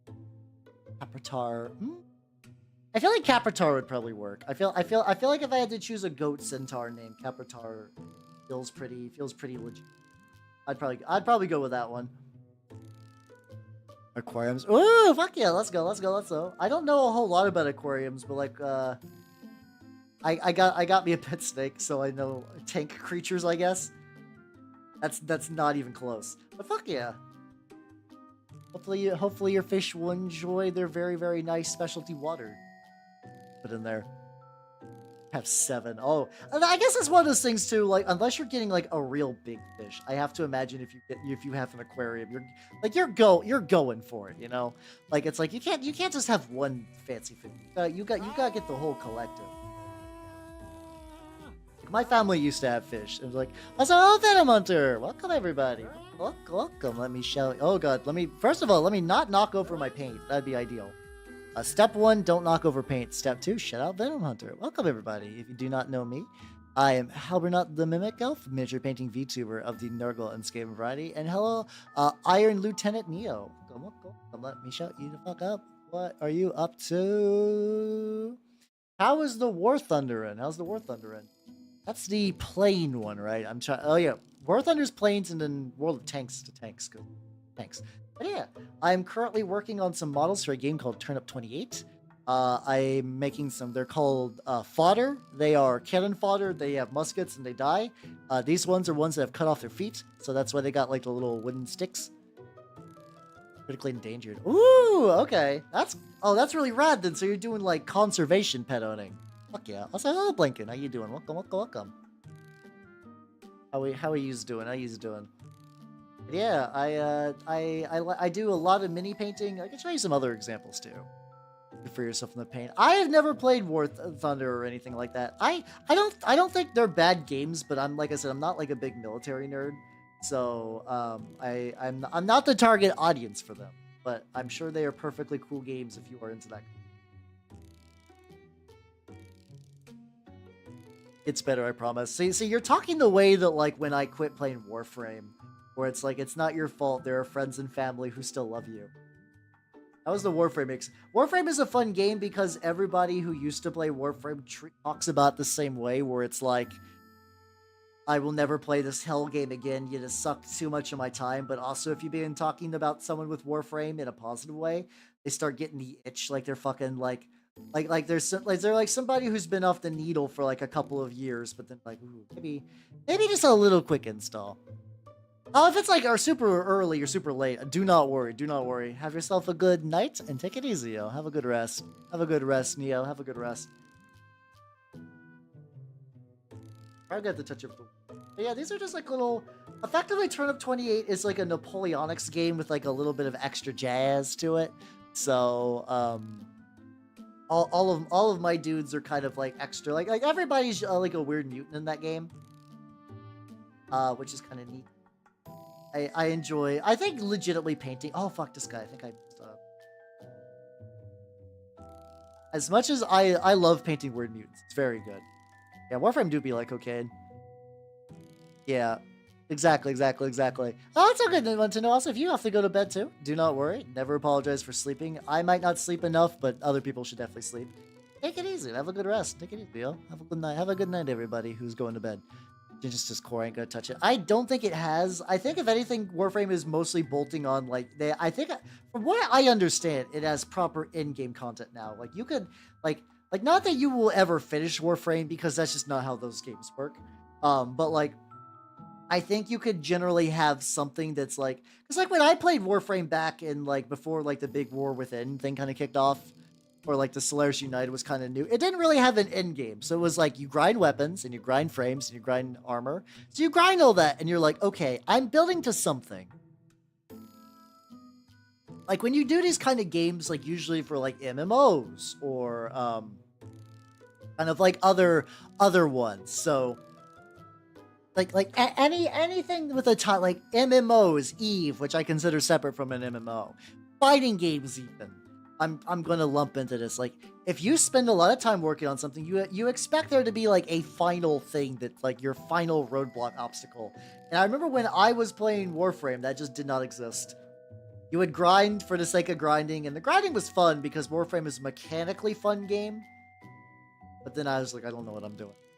Super proud of your fish. Oh yeah, no, it's fun. It's extra fun when they act like goobers, though. Yeah, I've never had like super rare fish, but I do think that sounds pretty neat as a hobby.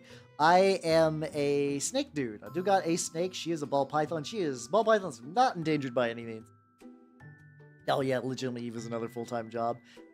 It seems like a neat game though. Like, I don't know. Like I said, like I assume that there are people that, like, if I got into Eve like a lot, like maybe like a decade ago, I can see the thing that really I'm curious, like how do you get into Eve now? I have to imagine Eve is one of those games that knows that like every now and then it will get a new player bump sometime, just usually because of like some external factor outside the game. Like, Frederick Knudsen put out that, like, I think it was like a 5-hour Eve video. And if I had to guess, like, even though a lot of it was talking about Eve bullshit, I think that's probably still got like maybe like at least a couple people to give it a go. But I don't know, like, I guess otherwise, I don't know what you would really do to get like a new player in. Stuck in a breeder box. Oh, like, well, I'm gonna check out this box. Oh no, I'm in this box. What do I do? Yeah, there's a kind of like fun whimsy to especially dumb animals. Like my snake is a fucking idiot and I love her, but she is an idiot at the end of the day, so that sometimes makes little interactions very fun. Like sometimes I'll just like hold her and she's like the best instance of my snake being a fucking moron in a very fun way is like, and this also just like not be even a dumb thing. This might just be like their sense of sight's not very good. So like she's in a box and like with a clear lid. So she'll like go up to the top and be like, oh, bonk. Oh, I can't go up there. Huh. What if I bonk? Oh, I can't go up there. What if I bonk? And she will do that on repeats for a while. And like, not like snakes are the only animals with issues with transparent things. Like, I hear birds collide into my windows near me all the time. And birds are generally have like decent cognitive function. But the thing is, a bird will hit something, they'll be like, oh fuck, and they'll like adjust accordingly, or they'll like try to hit like a different section. Nanners will just hit the same section over and over and over and over and over again. Oh, it's a pufferfish. Oh, fuck yeah, let's go. My favorite in the world, I think, is such a bruiser. I don't know what Tog 2 is, but fuck yeah, let's go. Like I said, I'm very poor at knowing military nerd stuff. But fuck yeah, let's go. I do like kind of bruisery characters and some things. I know when I did Warframe, because I'm saying Warframe in context of World Tanks, because that's my only frame of reference for something similar, is I would play a lot of tanky frames, like Nidus. And I played Inaros for a while, but I think Inaros is like bad now, which is sad. So I have one of the best brain to body ratios. Oh, okay, so technically he is smart for a fish, but he's still a fucking idiot. Which, I mean, I guess, like, the whole goldfish memory thing is kind of a meme for a reason. Oh, it's a big British boy. Gotcha. Thank you for the context. Maybe one of these days I'll do a stream where I play, like, a very military World War II game and just have everybody, like, I'd be like, okay, backseat me history. Like, I know the general broad strokes of how World War II went down. I'm fairly certain we won. But, like, about, like, specific, like, military hardware stuff. I am still trying to think about, like, oh yeah, this is another thing. Yeah, there's the YouTube chat. I do multi-streaming because, and you're not allowed to combine the chats because Twitch is big dumb. Some people do it anyway. I don't because it's against the rules, and I'm a stickler. Not that I agree with the rules. It's an incredibly dumb rule, but I'm very paranoid about, like, one day, because, like, sometimes people will just get banned arbitrarily, and I would rather not have ammunition for Twitch. No, it's very dumb. Yeah. Squirrel. Yeah, I don't know. The thing is, I've seen people bonked for stupid things. Like anything that minimizes the amount that Twitch can fuck with my shit. Even though I think they basically said like, oh, you cannot combine the chats because it degrades the experience. That's bullshit, but whatever. I'm on your platform, I'll do it. And symbol spectator death for the airgun as a clown tank until it's smoked. Oh, okay.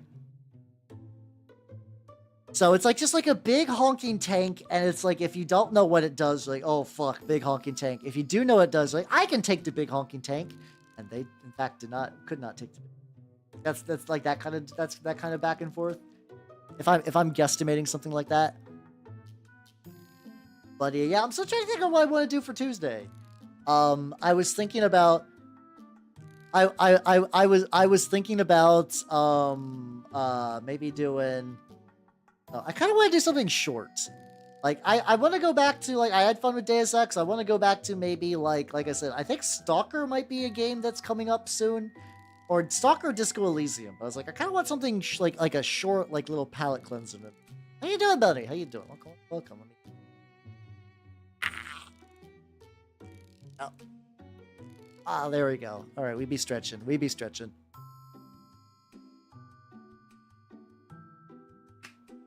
Yeah, I want to give it a go. Let's see. I could probably run faster. Yeah, you underestimate my slowness. No, I probably could. Not that bad. I'm not particularly out of shape. I'm just like when I'm in elf form, I have the physical constitution of a person. Stalker. In between. I was so I got the issue where like if like you know when like you want to go to a restaurant. How you doing, Liquor Man? Good morning. I'm talking about what game I want to play on Tuesday and why I'm indecisive about it. What's it called? Specifically, I know I will stream Stalker, but like I just got off of a very longish CRPG kind of dealio, so I want to mix it up a wee bit. So, but anyway, I'm that kind of personality that even if I want to get something from a restaurant, if somebody else gets the same thing, oh god, that is slow, I won't.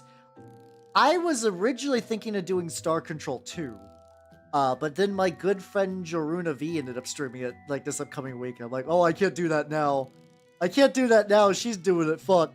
So I'm like, what else do I want to? What else? I mean, that was one of the options. Part of me is like. So, I'm not a big FPS guy, but I have heard multiple times from multiple people that the single-player campaign of Titanfall 2 fucks really hard. And that, like, even as me, guy who is, like, neutral to FPS games, I should experience that one of these days. And I did pick it up on a sale, like, a couple months ago. I was like, maybe that would be fun. Maybe that would be a fun in-between. That might be a fun little in-between game. What are some other options? I'm just going to tell you some of the stuff I've been thinking about, everybody. So if something you're like, ooh. Another game I was thinking about is like one that like I have never played, but I've heard nothing but praise for over the years. Mega Man Legends. I've never actually played Mega Man Legends, but like I hear people like at the fact that a third Mega Man Legends was never made. So I'm like, well, that's got to be like a pretty good quality indicator, right? If like people are still thinking about it, like all this time later. Okay, that could be cool. Apparently, it is not a particularly long game. I have heard of Metro. I've heard those are generally pretty good. I think I don't know. I think I'm more excited by the idea of Stalker than Metro in particular. I think it's mostly just because like the stuff I've heard about Stalker makes it sound like it's kind of got more like kind of like RPG, kind of like free roaming story developments, which is the kind of stuff I enjoy. Yeah. So yeah, that might be one. The response seems to be pretty receptive. Like I could do Titanfall 2. Like I said, Titanfall 2 would be very different from Deus Ex, I think. I could be wrong, but I feel like Titanfall 2, like 2 streams. Is it based off the same? Because I know that's like there's like Roadside Picnic is like the novel that Stalker is based off of. I don't know if there's like is there a further connection to that same novel, or is it a different novel that has like kind of not similar ideas, but like kind of hits that thing. Oh yeah, I mean, I'm not afraid to I like because like I play every now and then. I play like older like immersive sim kind of gamey stuff like that, and like those aren't like I can usually get myself there. Like I can usually get the mods in. I don't typically need anything more graphically other than just like a quick and dirty like 1080 and stuff like that.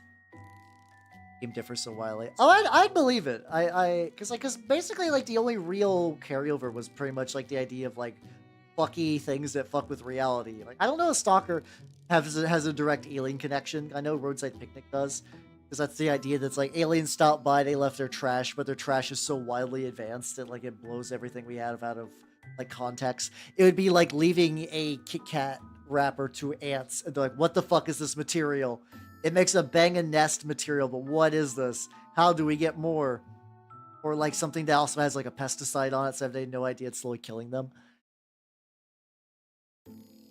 Which is wild. Oh yeah. The funny thing, before I even read your second bit, I was thinking about that. The Witcher. I've heard the Witcher author is like the biggest stick in the mud, fucking just like sourpuss. I don't know if he's like a genuinely bad guy, but like he seems to loathe the idea that people know his book series is a video game series, as opposed to like the novels. I don't know how good the novels are. I typically don't hear people talk about them very much. I'm glad to know that the Metro guy is kind of the 180. Put your trash away. You got to. Oh, like firing. Oh, that's just like the barrel bit. Looks really quick. Ah, gotcha. So he's one of those people that it's like it's a real shame he does good stuff because he's like such a huge prick. Oh, that's kind of a bummer. Yeah, those kind of people aren't too surprising, but yeah. Fair point.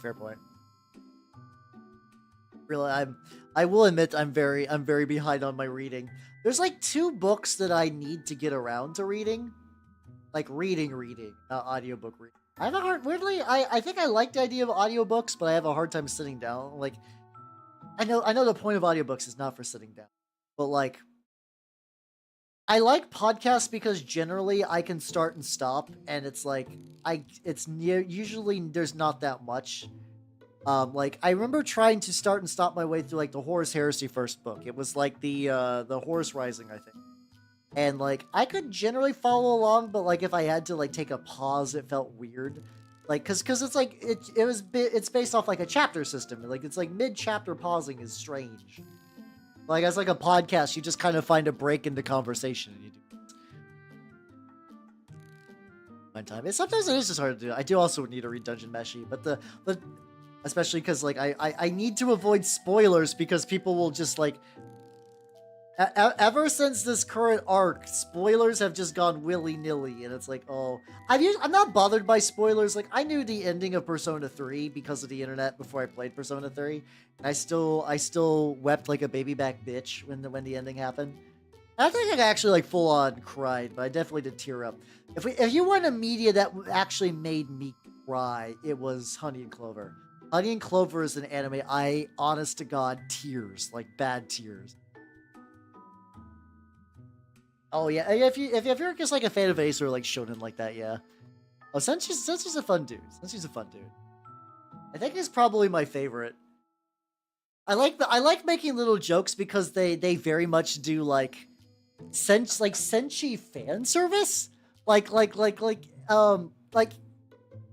Senchi gets upskirt shots like a typical sexy character would, when he's just like full ass on display. Get that little panty shot. I just find it just very, very funny that it's fucking Senshi getting that. I'm like, how you doing, the Dismayer? That's nice. There we go. I'm happy with that one. How you doing? Painting my turnip ones. Oh yeah, no, TF2 has some good character designs.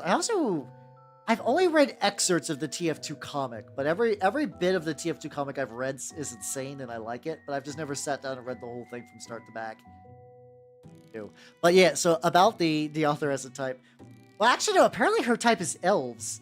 Like there's like a whole list of some of her favorite elves from CRPGs, and there's a lot of them. I don't know if she's done a dwarf list. No, Dungeon Meshi author really likes elves.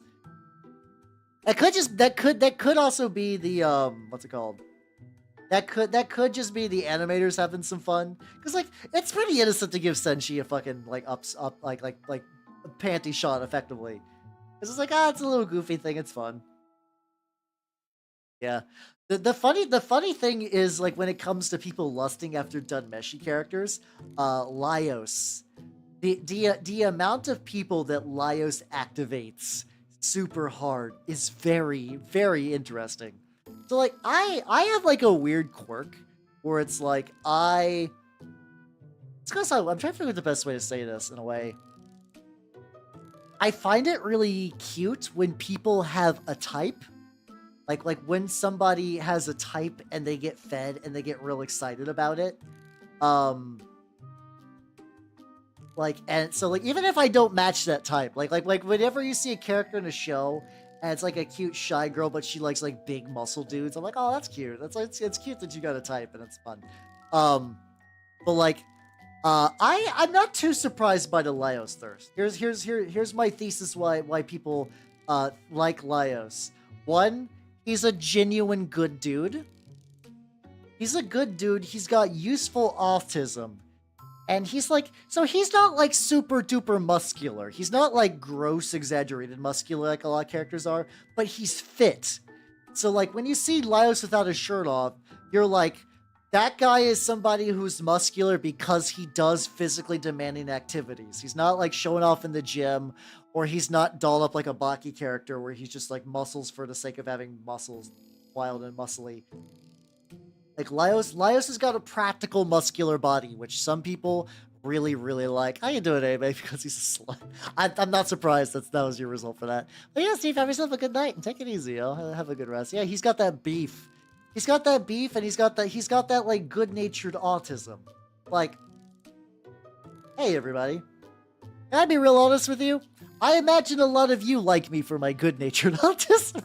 As I paint little tiny toy soldiers, I'm gonna be real. But like, I think Laios has a similar sort of dealio, where he's like a goofy little guy, but he's still pretty like he's knowledgeable and competent. I think that works. Also done. Thank you for the follow. Welcome to the workshop. Welcome. Oh, I love that every Baki character is a gross muscle freak. I love that how, like, in a series like that, if it wasn't written by the Baki author, Baki himself would be, like, a normal-looking dude, like a fucking Hajime no Ippo dude. I love that Baki has, like, yeah, he's kind of got, like, a pretty boy face, but he's still a gross muscle monster. And everybody's a gross muscle monster, but there's different flavors. You got fucking like Biscuit as like a weird, like, I curl into an armadillo ball. I am huge muscular. Then you got Baki's dad, which is like demonic gross muscular. You got fucking Jackhammer, who is like straight up like roided out, fucked up muscular. It's great. You get a whole potpourri of muscular stuff like that. Oh yeah, is that the one where she did like the like, I think I've seen pictures from that where it's like, what if everybody was a different species, and you get to see little halfling Senshi who is like a little teddy bear man. It does come with the hobby, yeah, absolutely. Like I've never denied it. I do be saying, especially as I paint 12 roughly identical looking lads, you know. There's a tongue monster somewhere in the show. Probably. I'd believe it. Yeah, I like Senshi too. The fun thing, I think the party has really good dynamics, because I also like Senshi is distrustful of magic, but like every now and then like Marcial will like do it and like it'll work out well, and he's like, you know what, maybe I was a little too rough on the magic. I was like, I kind of like that. I like that when you get that little banter and that tension. Like everybody's confident, like competent, sorry. Everybody's competent. Nobody's like, I'm a big Dumbo moron. Everybody's got little quirks where like they're not super knowledgeable or they're a little prejudiced, and you get to see the way this plays out. It's very good. Pickle's a very good Baki character. I still think Dopo Orochi is my favorite. I think he's my favorite Baki character. I love him. He's like a weird mentor figure who gets... I also like how he just gets more and more fucked up, where it's like, as the series has gone on, he has just gotten progressively more fucked up. And that's also a thing I do like about Baki. So like in a lot of other shows, like if a character gets fucked up, they're like, you sure got fucked up after that tournament art, Goku. I'm using Goku as an example. Goku, I mean, Dragon Ball is not where you're looking for like permanent injuries at all, or permanent death even. But it's like, well, that was real fucked up. It's a good thing we rested away. But then like fucking Dopo, got fucking just like, this is not a huge spoiler, but there's a part where he basically gets like set on fire because of an explosion, and you're like, oh man, and then he's got some like burns in the next panel, and you're like, oh, that's cool, but you kind of expect them to go away because it's a manga. You expect them to go away, like, you know, they're going to be gone, and he'll be back to the way he looks. No, in fact, no, not at all. Not at all. He is burnt and fucked up the rest of the series, and God bless the fucking author for that, you know? A Shapeshifter Illusion. Oh yeah, that was great too. Yeah, those like little hints of like the little character stuff is really, really good. Yeah. More on characters. Shit. Yeah, I don't know. I can't get into Goblin Slayer. It feels too tryhard edgy for me, but it's good to hear that they do kind of have like some kind of consequence like that, stuff like that. Rocky nervously sweats. Yeah, I mean, to be fair also too, a lot of these are not meant to be like, oh, like get permanent injuries. Baki has like a bit more stakes a lot of times in a way that I enjoy, where it's like shit's gonna get fucked up, and like I'm not saying that there hasn't been ass pools. Oh boy, there's some weird ass pools in Baki. That's fine. I'm okay with some ass pools every now and then, but I do like those like other little bits. Just skip the first episode. Ah, gotcha. I still probably won't. The thing is, I just got a lot of other shows I need to watch, so yeah. Oh yeah, those little small things too. I think like the Roy thing. Yeah. I think the thing I like it when a show respects its continuity. Where it's like it respects its continuity, and it respects you for investing in it, and it respects the stakes. Like, if you want a good show, like with a lot of drama, the stakes need to be there. Like if you watch Dragon Ball Z, like, yeah, are you watching it for Big Punch? Yeah, probably that's fine. But like, it's probably a safe bet that nothing really bad will ever happen to Goku. Like, every fight will happen. Goku will eventually go like, oh shit, time to use, like, I'm getting fucked up. What will I do? Oh, better use this power I've had this whole time that I discovered, and my hair changes a little color, and we've moving on. And it's like, okay. And like some of the Baki fights, like some of the Baki fights, like Baki himself is probably going to be reasonably successful at winning fights in Baki. But there's times where he loses, and it's neat. Or like there was another like not Bakuan, fucking Haikyuu. Haikyuu, like hopefully this isn't like a main Haikyuu spoiler, but there was like a big Haikyuu arc where they were getting the team together, and they got like, you know, the natural and like the guy who puts in a lot of work and stuff like that. And then straight up, like they go to the big game, and you're like, that's when I expect them to win because this is a show. And it's like, nah, they get their shit wrecked, and they're like, fuck, we, even with all of this shit, we still have to like try and practice more. And just because we have a bunch of hotshot players that are naturals doesn't mean other schools don't. I'm like, ooh, nice. Yeah, I need to, Beastars is over, right? Like, Beastars finished, right? I need to go back and actually read it now that it's finished. I read up to the parts where they were introducing like the lizard hybrids, and I did not get much farther than that. Not that I dislike that arc, but because the translation stopped, and it didn't progress past that point for a while. Oh yeah, the pickle fight was great. The pickle fight was great for that, and like everybody got their shit. I will say, I do almost wonder if the pickle fight, I mean, besides raising the stakes, I wonder if the pickle fight was made to be brutal because like they're like, we have too many characters that are peak fighting. And if we keep adding more characters, this is going to get ludicrous. Let's fuck someone. Let's fuck some of them up. I'm not going to say how they got fucked up, but they're like, let's fuck some of them up from the pickle fight. I was like, that would make sense, but then you still fucking got like the karate dude whose name escapes me at the moment. I think he basically has a spin-off series where he's doing fucking boxing in Las Vegas. I'm like, what the fuck? Okay. I've also not watched any of the Baki spin-offs, or read any of the Baki spin-offs, because it seems like every character has a full-on like spin-off arc manga. That's insane. I need to go, and I need to read the fucking Miyamoto Musashi arc, because I was like, I felt like the end of like the Baki Volume 3 was like, that's a good ending. It's I don't know where they're gonna go from here. This feels complete. And then I read a little bit of 4. Does Pickle go to Vegas? Oh shit, that'd be nice actually. That'd be fucking rad. I was like, I feel like I have read all the Baki that I need to read. And then I was told that that's actually a mistake and I should really read the Musashi arc. So I haven't done that yet. Oh no, it's not Pickle, it's like Hacho or Kaiser. Name with a K. He's like the Chinese dude who has like the long tradition of like all the martial arts and stuff like that as part of his thing.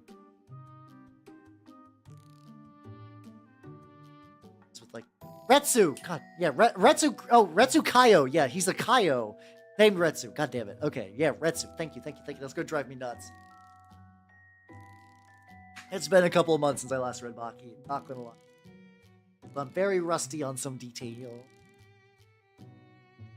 But yeah, I'm gonna remind you Beastars. Yeah, Beastars is a manga I need to get back to. And then that. I've been hitting tangents so long. I was like, the 2 things I want to read that are books that I want to read. How you doing, Minnie Doll? How you doing? Welcome. I am multi-tangent drifting, and that's absolutely a-okay. One of them is Lords of Silence. Well, it's not book learning, it's book reading. Just reading books for like books with stories for fun. I would like to read Lords of Silence because I heard it's like the definitive Death Guard book, that it's like, hey, you want a Death Guard book. This one. Like, okay. I've heard that from multiple people. But another book that I want to read that I haven't got around, it's been like, this book has been like my white whale. It's Perdido Street Station. From China Mivel? I don't know how to pronounce his name. They're like a really neat take on like a fantasy story, and it has like a really, really cool world to it. Where you got like cool like technology stuff and like alchemy, and like there's a bunch of cool species in it, like cactus dudes. And like the main character is this kind of like washed up scientist dude who is now kind of living like a real juicy lifestyle, because he's fucking this lady with an insect for a head. And I don't mean like she's got like Monster Girl, like an insect cell head. I mean like she's got a whole ass beetle, legs and all, for a head, because she's a Kepri. And usually Kepri's like she's an artist and she does very wild arts. And for her, it's kind of like a fun little romp. And for him, it's kind of a scandalous thing, and he gets off on that. And it's kind of got a neat fantasy story wrapped into it. It's from a pile of shame. I have no idea how they got there. They were little seeds you planted. All right. I need to post a picture because I'm curious if I post this, how many of you fucks would say would. Let's see if I can find a picture of Kepri. Kepri Perdido Street Station. There we go.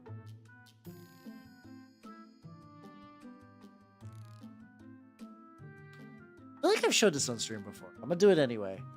All right, save as a JPEG for lovely nice. Yeah, you get a little dye tree. It'll be nice. You can water your crops and have little D4 sprouts. Okay. Like, this is what I mean by bug women in Perdido Street Station. I think this is actually like Lynn. Like, it's also one of those books with like a lot of alternate protagonists. Yeah, I'm not surprised by the woods. Oh yeah, it's like Producers has some like really cool species. Like one of the big plot points is that there's a species called the Garuda, which are like these like big Which are these like big like kind of bird people. And like there's a guy, like one of the main characters is, or like the thrust of the plot is there's a Garuda who's like, my wings are useless and I can no longer fly and I was exiled from my people. He's went to this town to be like, scientist man, fix my wings. And scientist guy's like, I don't know if I can fix your wings, buddy. They're kind of fucked up. And this bird man just puts a big old pile of gold on his table. And he's like, how about now, scientist man? It's like, damn, okay. Also, the weird thing about this is also a weird fact about Khepri in the universe. It's got that thing with like the where the males and the females look different. I'm gonna basically show you how a male Khepri would look. Yeah, the male Khepris are mindless insects that are just like basically like the head, and the females are cognizant like humanoids. Which is interesting. It's a weird thing. Safe as trader Gene seats reinstated the Night Lords and Elite. Oh yeah, I totally believe it. Yeah, they got that good gene seed. How you doing, Fagoth? I'm explaining weird Western insect woman biology. Which is funny because it's like yeah, like if I said that was in a doujin, you would also believe me. But no, this is in a I believe a New York Times best-selling book. And Alexton, what's up, my freedom-loving Americans? I was about to ask, is it like a holiday? But every day's Freedom Day. Oh fuck no, it's Mother's Day, isn't it? It do be Mother's Day. Happy Mother's Day, every mom in chat. So calm. I'm kidding. But yeah. I did nothing. For Mother's Day. That's fine. I have I think I mentioned before, my adopted mother passed many years ago, so I don't do a lot for Mother's Day, more or less. Yeah, shout out to the mommies, the moms, the male wives, I guess. I don't know. All your various flavors. Oh yeah, is that Aurora still up? I was under the impression the Aurora was gone by now. Huh. Actually, poke out and take a look. I don't know how long is the Aurora gonna be around, because I got at least a half an hour more of painting. I will not stop. I will not stop. There's like some Galactic Civ 4 we're screwing around. Ooh, fuck yeah. I have not played I haven't played a 4X game in a long time ago.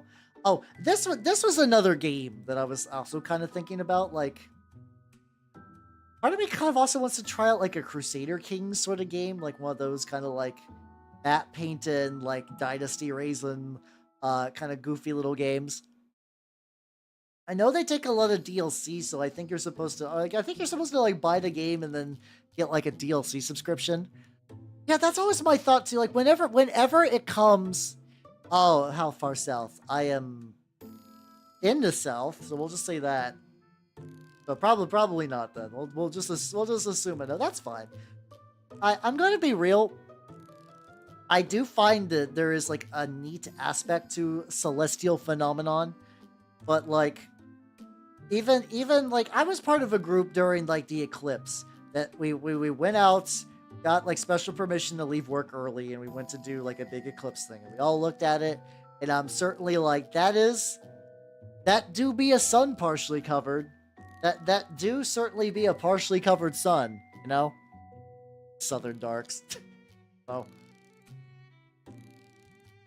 I don't know. Would that just be like during the day you would just see like big streaks of just like missing like space? Or it's just like I don't, cause the northern lights are like when it's pitch black you get to see colors. So it'd have to be like during the daytime you would just see like little rips of night, something like that. No, I did not look at it without glasses because you know what? I like to be able to see for my painting. I find that looking at things would be nice. Yeah, that's kind of my thought too. Where like, I feel like Crusader Kings would be like a very quick, like, I am going to do like I said, I'm still debating what I want to do for the longer game, you know? So, but like, if I wanted to do like a quick 1 or 2 session one, that would be fun, just doing some Crusader Kings ones. I've also heard there's that like, after hearing about that from a raid, I did look into Pokerogue a little bit.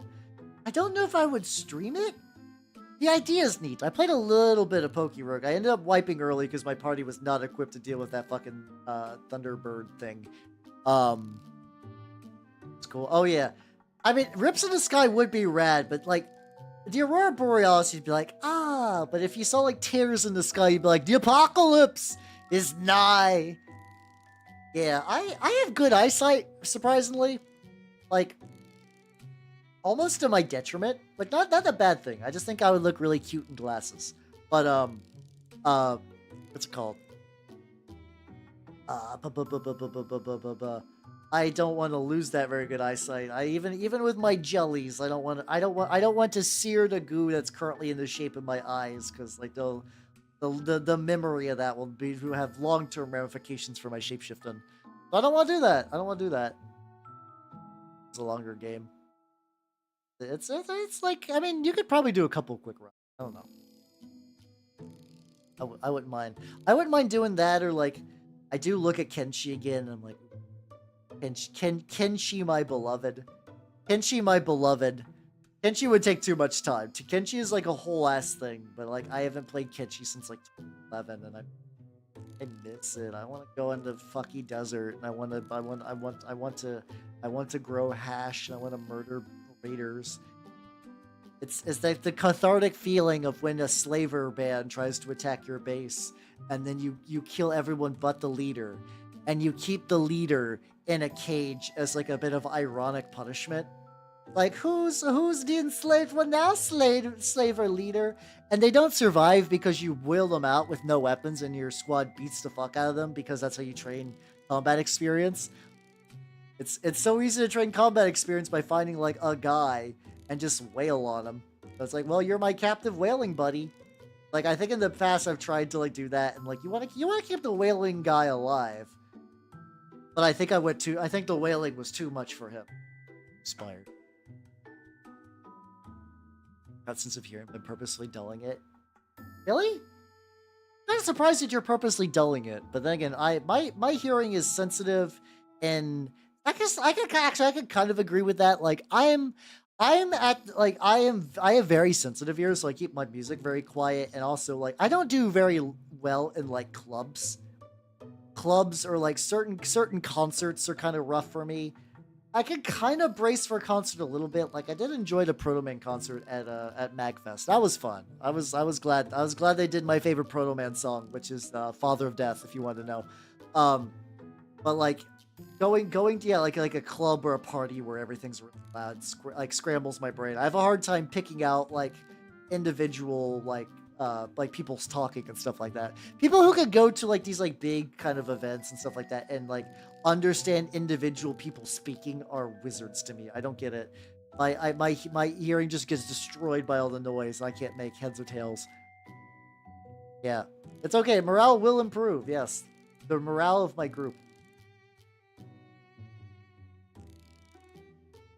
These mushrooms are gonna be kind of like rough placeholdery ones. That's fine. Yeah, my sensitive elfin ears are just too much. Loop style. Those would probably be a good idea to get, honestly. Cause like, I mean, I don't go to, like I said, like, so prior to that, the only other real concert I've went to was a Screaming Females concert, which was like that was a small venue. That wasn't a very small venue, so I didn't feel too bad. But yeah, no, getting some of those. An hour that day. Yeah, that's like, it is one of those things that I will admit where it's like, I don't have like a legal diagnosis of like how you got autism. Like I play autism games and enjoy autism things, so like I wouldn't be surprised. But something like that, I do think about. Like it's like getting little specialty head earbuds or whatever for a concert. Ooh, that do sound nice. Ooh, that do sound nice. Yeah, I like those small ones too. There's a couple of bands that I think sometimes would end up in my area that I'd like to get, like AJJ or like the Mountain Goats. I would really like to go to a Mountain Goats concert. I think a Mountain Goats concert would be fucking rad. I would love that to pieces.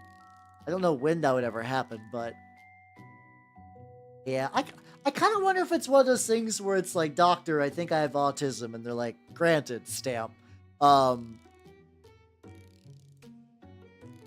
Yeah, I do think sometimes you can get a general gist. Like I've I've never been diagnosed with ADHD, but I've looked through like a long time. I don't remember why I bought it. I have a book for like cleaning your house for people with ADHD. And it was neat because it wasn't written by a person with ADHD.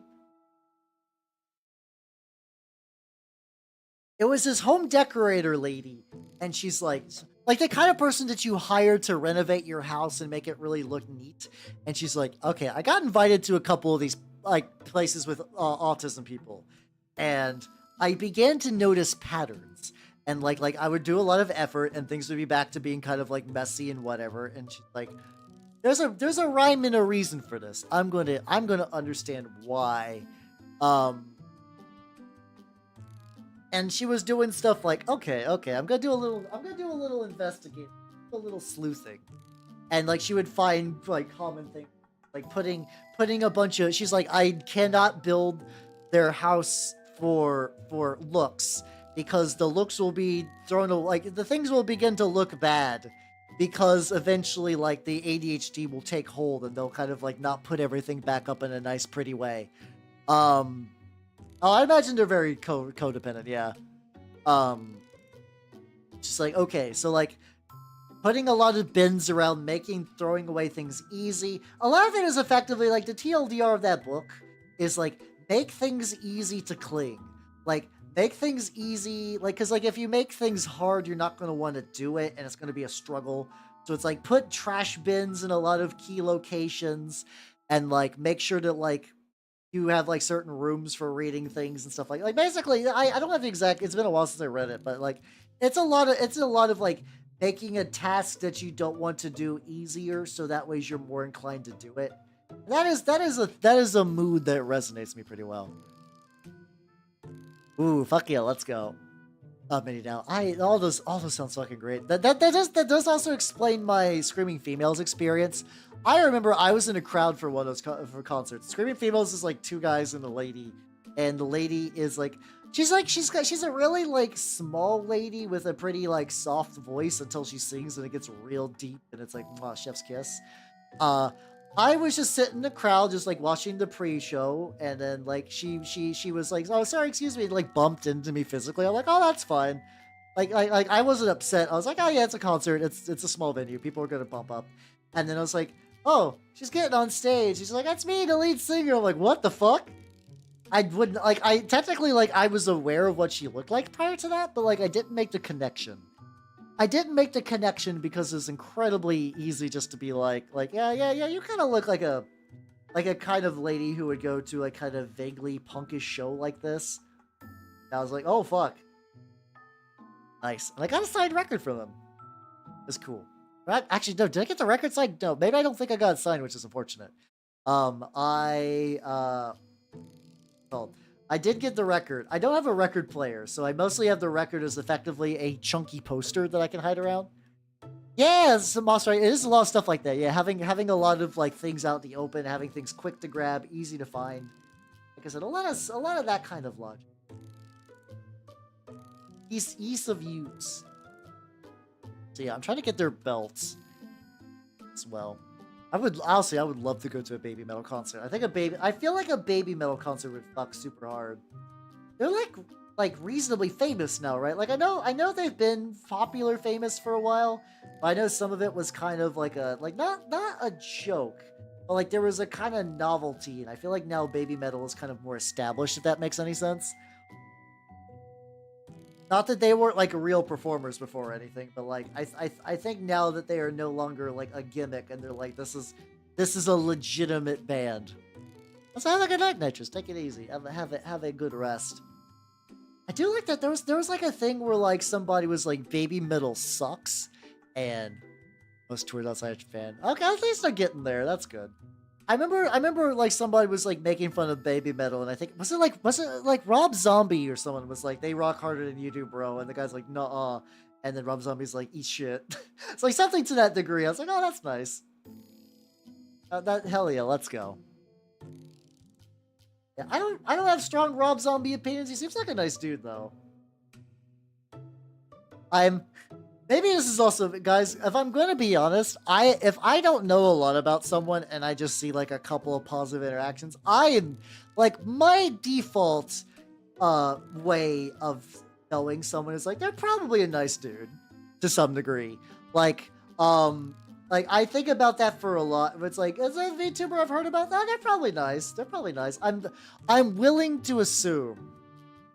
I'm willing to assume that most people out there are like generally at least pretty good dudes, unless I use dude gender neutral one, but like generally nice people unless I hear otherwise. How you doing, Squiggy? Welcome, welcome, welcome. I mean, you're allowed to make. I think someone's totally allowed to make pretentious movies. Fuck it, why not? Go nuts. If you're a movie, make it as pretentious as you want. How you doing, Squiggy? I'm making my pretentious little, no, they're not pretentious, my little glands, and I'm trying out a different brown, which is not that different of a brown. It's like slightly darker, but not too dark. I think it's like a very good brown I needed. Nice dark stuff. It's gonna be nice. How you go? Oh yeah, if anyone was not there yesterday, let me show you. Let me show you the lad real quick. Hold on. I have made 0 progress, but what I did do, hold on, actually I do want to test a thing. So there we go. Yeah, here's one of my Tully Cavaliers. He is probably the one that got farthest, but he is not super far. However, I did get a new. I like Incubi Darkness, but it was aggravating the fuck out of me. How you doing, Proxy? Welcome, welcome, welcome. How you doing? I'm shut off my horse.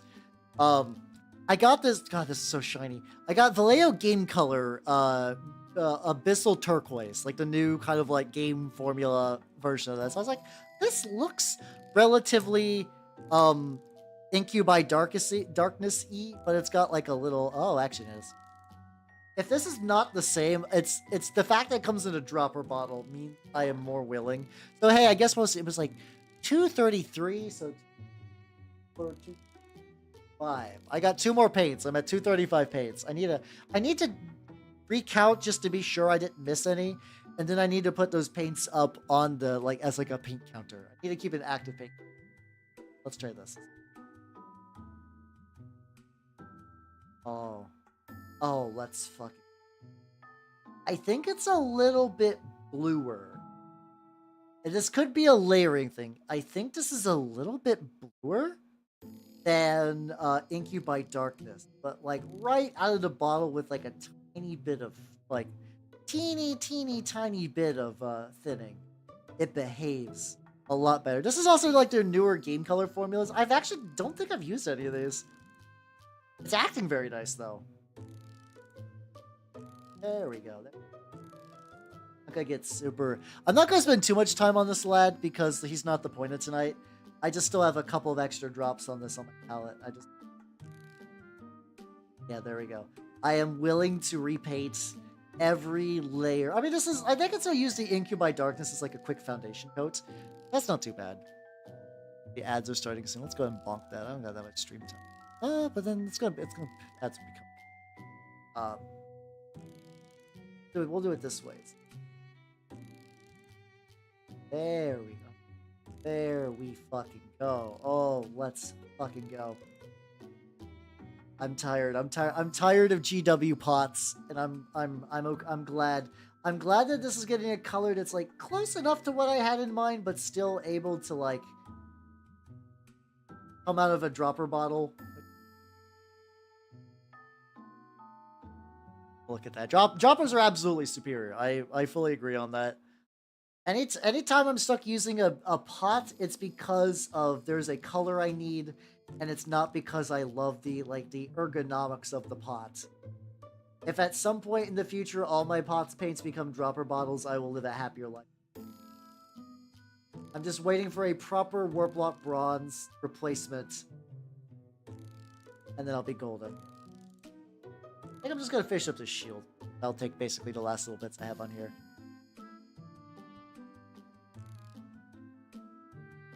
These guys got like an okay amount of touch-up, but I feel like considering I went 6 hours, I'm debating doing another. I'm not gonna be able to do another Saturday paint next week because I'm part of a collab on Saturday. But I'm debating whether I want to turn Wednesday's mini painting into another longer mini, so I could work on these. You know.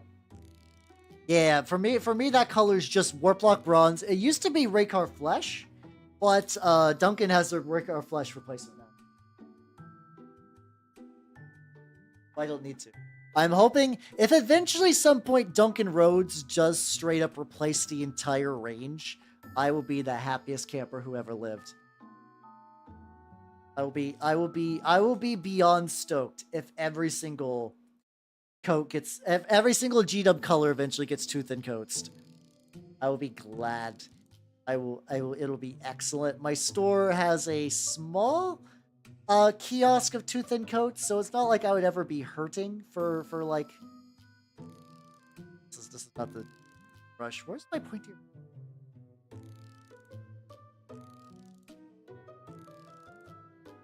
Oh no, okay, no, this is the Kolinsky Sable that's new.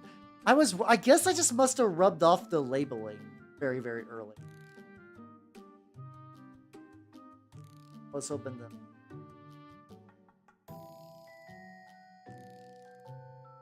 H2. I have maybe picked up some like super precise brushes. Just like a little bit of green that I can retouch up on. I figured all these guys will need a green. That's kind of like I've one thing, if anything, I've gotten down to like a rough science is like knowing how to order my base coats, kind of like stuff like that. Oh yeah, there we go. Technically an inferior brush, but it holds the point pretty well.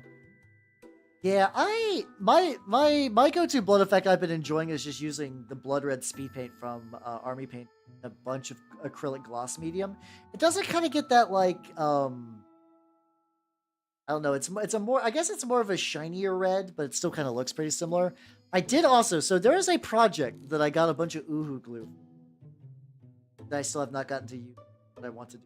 That might be fun where it's like, I think you can take Uhu glue and then you put it around and then you use like a very thinned out red paint on top of the glue. Or you mix it in when you're, because I think you're also supposed to put that stuff on a, I think you're supposed to put the Uhu glue specifically on a little baking sheet so you can kind of like let it cure a tiny bit.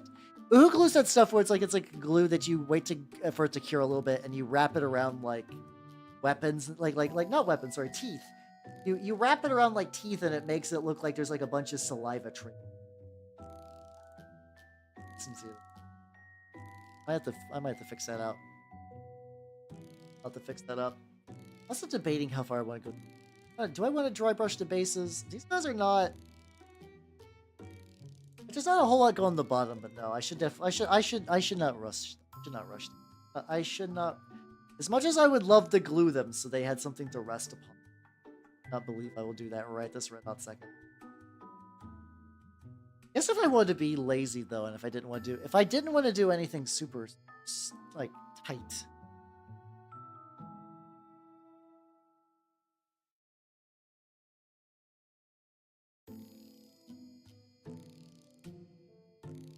So weird. I got these sable brushes recently. This one's already.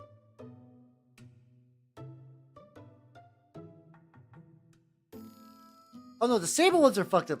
Where'd my hold on? Where'd my Okay, this is pure sable. That one's fucked up. This is the Kolinsky sable. This one's fine. Okay, I'm getting them messed up. All right, let's get a little bit of the backpack. So the backpacks are generally. So this is the thing that fucks me on the backpacks. I don't really know how they work. It sounds weird. It's like all the backpacks have this like little like texture, and I don't know. Is the idea supposed to be fur? Like, hold on. This is not necessarily painting. I'm gonna look up maybe like Napoleonic backpack.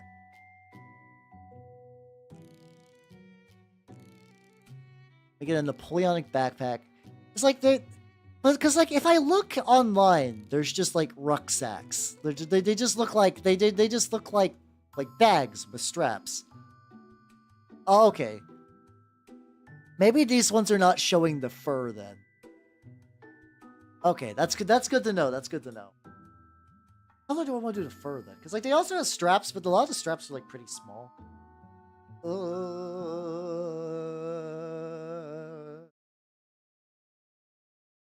Fuck it, you know what? I'm gonna quit being a baby back bitch, and we're gonna go for the. We're just gonna go for like the little. I got like a little bit left before I gotta wrap up for evening. So I'll worry about their fancy French furs later.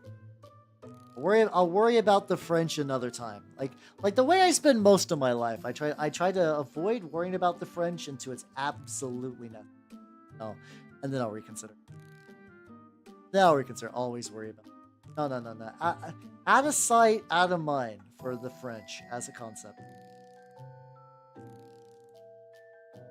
Yeah, because I think I'll do that, and then I'll get like the red, and then I'll probably go back with another green. I still want to do that like red-green. They are very olive-like, which is kind of funny. Because, I mean, I don't know. I know technically you're supposed to kind of base your turnip regiment off of a vegetable. Like a root vegetable. These guys are not super vegetable-based. Like, they're going to have, like, the mutations and whatnot. I don't think it's entirely, like I don't think that would, like, break the setting if I'm like, these guys, their goal is less vegetable and more feet cutting. Like I think that will still generally jive. And I think when I post the foot, I do think I'm thinking for the paint a mini with Flex Seal. Oh god, I don't know how that would work. Maybe for terrain, if you thin the Flex Seal down so it became like a protective coating, that might be nice. Oh, you just paint them straight black. Oh, okay. I could just leave it black. Maybe if I did like a little weak dry brushing or something like this.